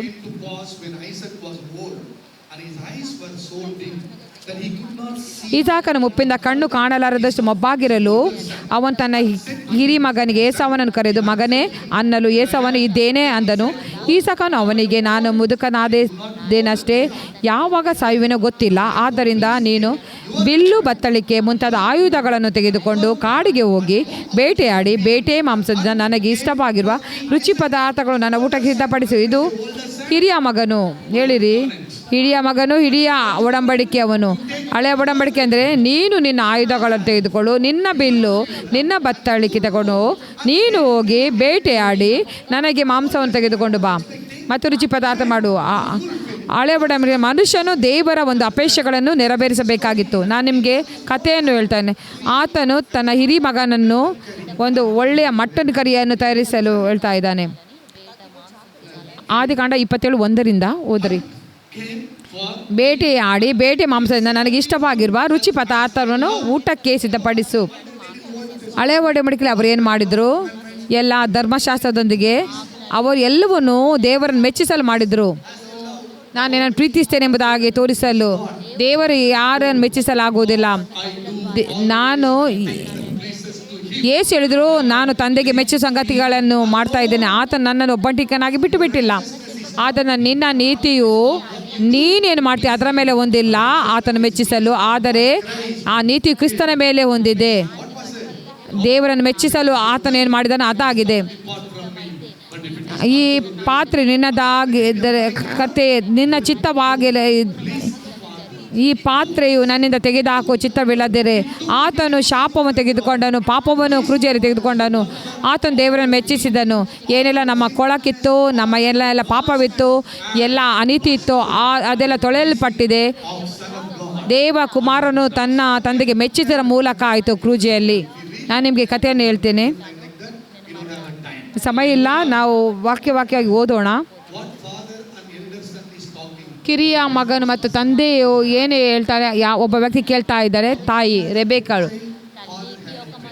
ತಂದೆಗೆ ಮುದ್ದಿನ ಮಗ ಇದ್ದಾನೆ, ತಾಯಿಗೆ ಮುದ್ದಿನ ಮಗ ಆಗಿದ್ದಾನೆ, ಇಲ್ಲಿದ್ದಾನೆ. ತಾಯಿ ಕಿರಿಯ ಮಗನಿಗೆ ಹೇಳಿದನು, ಯಾಕೋಬನೇ ಇಲ್ಲಿ ಬಾ,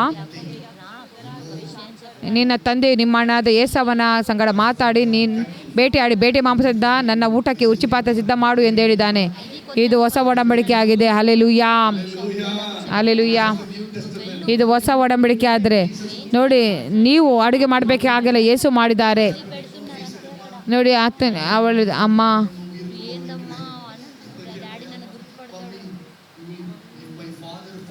ನನ್ನ ತಂದೆಗೆ ಗೊತ್ತಾದ ನನ್ನ ಏಸಾವನನ್ನು ತಿಳಿದರೆ ನನಗೆ ಆಶೀರ್ವಾದ ಮಾಡೋದಕ್ಕೆ ಆತನ ಶಪಿಸುವನು, ನನ್ನ ಜೀವಿತದಲ್ಲೆಲ್ಲ ನಾನು ಅದರಲ್ಲಿ ಇರಬೇಕೇ ಎಂಬುದಾಗಿ ಆತನು ಭಯಪಟ್ಟನು. ಆಗ ತಾಯಿ ಏನು ಹೇಳಿದಳು, ತಾಯಿ ಏನು ಹೇಳಿದ್ಲು, ನಾನು ಏನು ಹೇಳಿದ್ದೇನೆ ಅದನ್ನು ಮಾಡು ಎಂಬುದು. ಆತನು ಅಡುಗೆ ಮಾಡಿದನು, ತೆಗೆದುಕೊಂಡು ಬಂದನು, ರೂಮಿಗೆ ಹೋಗು ಎಂದು ಹೇಳಿದಾಗ, ನಿನ್ನ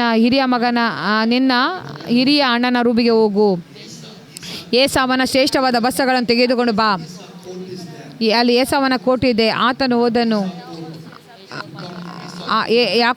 ಯಾಕೋಬನು ಏಸಾವನ ವಸ್ತ್ರವನ್ನು ಧರಿಸಿದನು ಮತ್ತು ಆಡಿನ ಮರಿಗಳ ಚರ್ಮಗಳನ್ನು ಅವನ ಕೈಗಳು ನುಣುಪಾದ ಕೊರಳಿಗಳು ಸುತ್ತಿದನು ಮತ್ತು ಸಿದ್ಧ ಮಾಡಿದ ರುಚಿ ಪದಾರ್ಥಗಳನ್ನು ಇಟ್ಟುಕೊಂಡು ಹೋದನು. ಇಲ್ಲಿ ನೋ ಸ್ಮಾರ್ಟ್ ಆಗಿದೆ, ಮೂಗು ಸ್ಮಾರ್ಟ್ ಆಗಿದೆ. ಓ, ನೀನು ಹಿರಿಯ ಮಗನಾದ ಏಸಾವನು. ಈ ಸ್ವರವು ಏಸಾವನಾಗೆ ಇಲ್ಲ, ಆದರೆ ಆ ವಾಸನೆ ಏಸಾವನಾಗಿದೆ. ನೋಡಿ, ಕೆಲವೊಮ್ಮೆ ನಮ್ಮ ಶರೀರ ಎದ್ದೇಳ್ತದೆ, ಇನ್ನೂ ಕೂಡ ನಾವು ನಮ್ಮ ಶರೀರಕ್ಕಾಗಿ ಪ್ರಾರ್ಥಿಸ್ತೇವೆ. ಒಂದು ವಿಷಯ ಗೊತ್ತಾ, ಏನು ಯಾಕೋಬನನ್ನು ರಕ್ಷಿಸಿತು ಗೊತ್ತಾ? ಯಾಕೋಬನ ತನ್ನ ತಂದೆಯಿಂದ ಆಶೀರ್ವಾದಪಟ್ಟ ಕಾರಣ ಏನು ಗೊತ್ತಾ? ತಂದೆಯು ಆತನ ಸುವಾಸನೆ, ವಸದ ಸುವಾಸನೆ ನೋಡಿದನು. ಆ ವಾಸನೆ ನನ್ನದಲ್ಲ, ತಂದೆಯ ವಾಸನೆ. ಶದ್ರಕ್, ಮೇಷಕ್, ಅಬೇದ್ನೆಗೋ ಅವರು ಆ ಬೆಂಕಿಯಲ್ಲಿ ಹಾಕಲ್ಪಟ್ಟಾಗ ದೇವಕುಮಾರನು ಇಳಿದು ಬಂದನು. ಆಗ ಎಲ್ಲರೂ ನಾಯಿಯಾಗಿ ಬಂದರು. ಬೈಬಲ್ ಹೇಳ್ತದೆ, ಅವರ ಮೇಲೆ ಬೆಂಕಿಯ ಸ್ವಲ್ಪ ವಾಸನೆ ಇರಲಿಲ್ಲ. ಅಲ್ಲಿ ಕೆಟ್ಟತನ ಇದ್ರೂ ಕೂಡ ಭಯಪಡಬೇಡ್ರಿ, ಅಲ್ಲಿ ಮೂಗಿನ ವಾಸನೆ ಇರುವುದಿಲ್ಲ. ಮಗನು ಅದನ್ನು ಶುದ್ಧೀಕರಿಸಿದ್ದಾನೆ. ಆಮೇನ್. ಏನಾಯಿತು? ಆತನು ಒಳಗಡೆ ಹೋದನು. ಯಾಕೋಬನ ಏಸಾವನ ಶ್ರೇಷ್ಠ ವಸ್ತ್ರವನ್ನು ಧರಿಸನು. ನನಗೆ ನನ್ನ ವಸ್ತ್ರವಿಲ್ಲ, ಅದು ನನ್ನ ಸಹೋದರನ ವಸ್ತ್ರ, ಅದು ಶ್ರೇಷ್ಠವಾದ ವಸ್ತ್ರ, ನೀತಿಯ ವಸ್ತ್ರವಾಗಿದೆ. ಆತನು ಒಳಗೆ ಹೋದಾಗ ಆತನ ಬಟ್ಟೆಯ ಶ್ವಾಸ ನೋಡಿದ, ಆತನಿಗೆ ಆಶೀರ್ವಾದ ಮಾಡಿ ಕಳಿಸಿದನು. ನಾನು ವಂಚಕನಾದ ಯಾಕೋಬನಾಗಿರ್ಬೋದು, ಎರಡು ಮಾತುಗಳನ್ನು ಆಡ್ಬೋದು, ಆದರೆ ಒಂದು ವಿಷಯ ಎಲ್ಲವನ್ನು ಮುಚ್ಚುತ್ತಾ ಇದೆ, ಆ ಒಂದು ವಸ್ತ್ರ. ಯಾಕೋಬನು ಒಳಗಡೆ ಇದ್ದಾನೆ. ಈಗ ಆ ರೀತಿ ಅಲ್ಲ. ಗಲಾತ್ಯ 2:20 ಹೇಳ್ತೇವೆ, ಯಾವಾಗ ಸಹೋದರನ ಬಟ್ಟೆ ಬಂತು, ಇನ್ನು ಜೀವಿಸುವವ ನಾನಲ್ಲ, ಯಾಕೋಬನ್ ಜೀವಿಸನಲ್ಲ, ಕ್ರಿಸ್ತನು ಮಾತ್ರನೇ ಜೀವಿಸುವವನಾಗಿದ್ದಾನೆ. ಕ್ರಿಸ್ತನು ನನ್ನ ಒಳಗಡೆ ಜೀವಿಸ್ತಾ ಇದ್ದಾನೆ.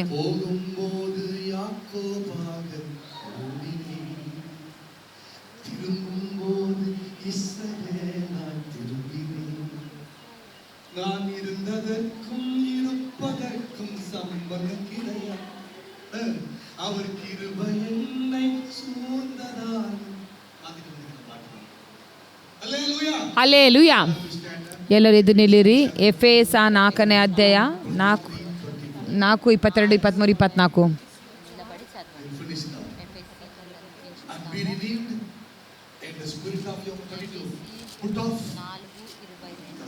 That you put off concerning your former conduct the old man which grows corrupt according to the deceitful lusts.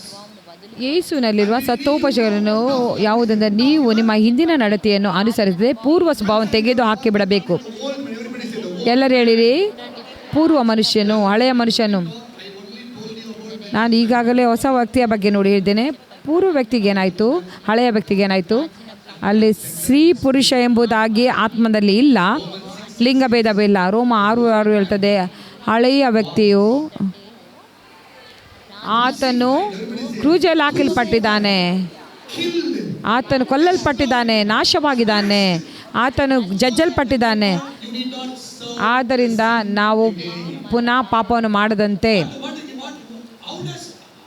Paul says here? ಪೌಲನು ಇಲ್ಲಿ ಏನು ಹೇಳ್ತಾ ಇದ್ದಾನೆ? ನಿಮ್ಮ ಹಳೆಯ ಸ್ವಭಾವವನ್ನು ತೆಗೆದುಹಾಕಿರಿ, ನಾನು ನನ್ನ ಹಳೆಯ ಸ್ವಭಾವವನ್ನು ತೆಗೆದುಹಾಕ್ತೇನೆ. 23ನೇ ವಚನ ಹೇಳ್ತೇನೆ, ಅದು ಮೋಸಕರ ದುರಾಶೆಗಳಿಂದ ಕೆಟ್ಟು ಹೋದಂಥದ್ದು. ನೀವು ನಿಮ್ಮ ಆಂತರ್ಯದಲ್ಲಿ ಹೊಸಬರಾಗಿ ನೂತನ ಸ್ವಭಾವವನ್ನು ಧರಿಸಿಕೊಳ್ಳಿರಿ. ಹಳೆಯ ಮನುಷ್ಯನು ಕೊಲ್ಲಲ್ಪಟ್ಟಿದ್ದಾನೆ, ಆದರೆ ಇನ್ನೂ ಹಳೆಯ ವ್ಯಕ್ತಿಯ ಆಲೋಚನೆಗಳಿವೆ. ಎಲ್ಲಿ ನಾವು ಮುಚ್ಚಿ ಹಾಕ್ಬೇಕಂದ್ರೆ ನಮ್ಮ ಮನಸ್ಸನ್ನು ಮುಚ್ಚಬೇಕಾಗಿದೆ. ನಾನು ನಿಮ್ಗೆ ಹೇಳಿದೆ, ಏನೆಲ್ಲ ನಿಮ್ಮ ಕಂಪ್ಯೂಟರಲ್ಲಿ ಹಾಕಿದೆ ಅದು ಸ್ಟೋರ್ ಆಗಿದೆ. ಈಗ ಪುನಃ ನೀವು ಅಳಿಸಿ ಪುನಃ ಸ್ಟೋರ್ ಮಾಡಿರಿ. 24ರಲ್ಲಿ ನೂತನ ಸ್ವಭಾವವನ್ನು ನೀವು ನಿಮ್ಮ ಆಂತರ್ಯದ ಹೊಸಬರಾಗಿ ನೂತನ ಸ್ವಭಾವವನ್ನು ಧರಿಸಿಕೊಳ್ಳಿರಿ. ಹೇಳಿರಿ, ನೀತಿ ಅಂತ ಮನುಷ್ಯನು ಆತನು ಶ್ರೇಷ್ಠವಾದ ಉಡುಪನ್ನು ಧರಿಸಿದ್ದಾನೆ. ನೀತಿ ಮನುಷ್ಯನು ಆತನ ಶ್ರೇಷ್ಠ ನಿಲುವಂಗಿ ಇದೆ. ನೀತಿ ಅಂದರೆ ಅದು ದೇವರ ನಿಲುವಂಗಿ ಆಗಿದೆ. ಆಮೇನ್. ಅದು ಹೇಗೆ ಸೃಷ್ಟಿಸಲ್ಪಟ್ಟಿದೆ? ನೀವು ನೂತನ ಸ್ವಭಾವವನ್ನು ಧರಿಸಿರಿ. ಅದು ಆಂತರ್ಯದಲ್ಲಿ ಆ ಸ್ವಭಾವವು ದೇವರ ಹೋಲಿಕೆಯ ಮೇರೆಗೆ ಸತ್ಯಾನುಗುಣವಾಗಿ ನೀತಿ ಉಳ್ಳದಾಗಿಯೂ ದೇವರ ಭಯವುಳ್ಳದಾಗಿಯೂ ನಿರ್ಮಿಸಲ್ಪಟ್ಟಿದೆ.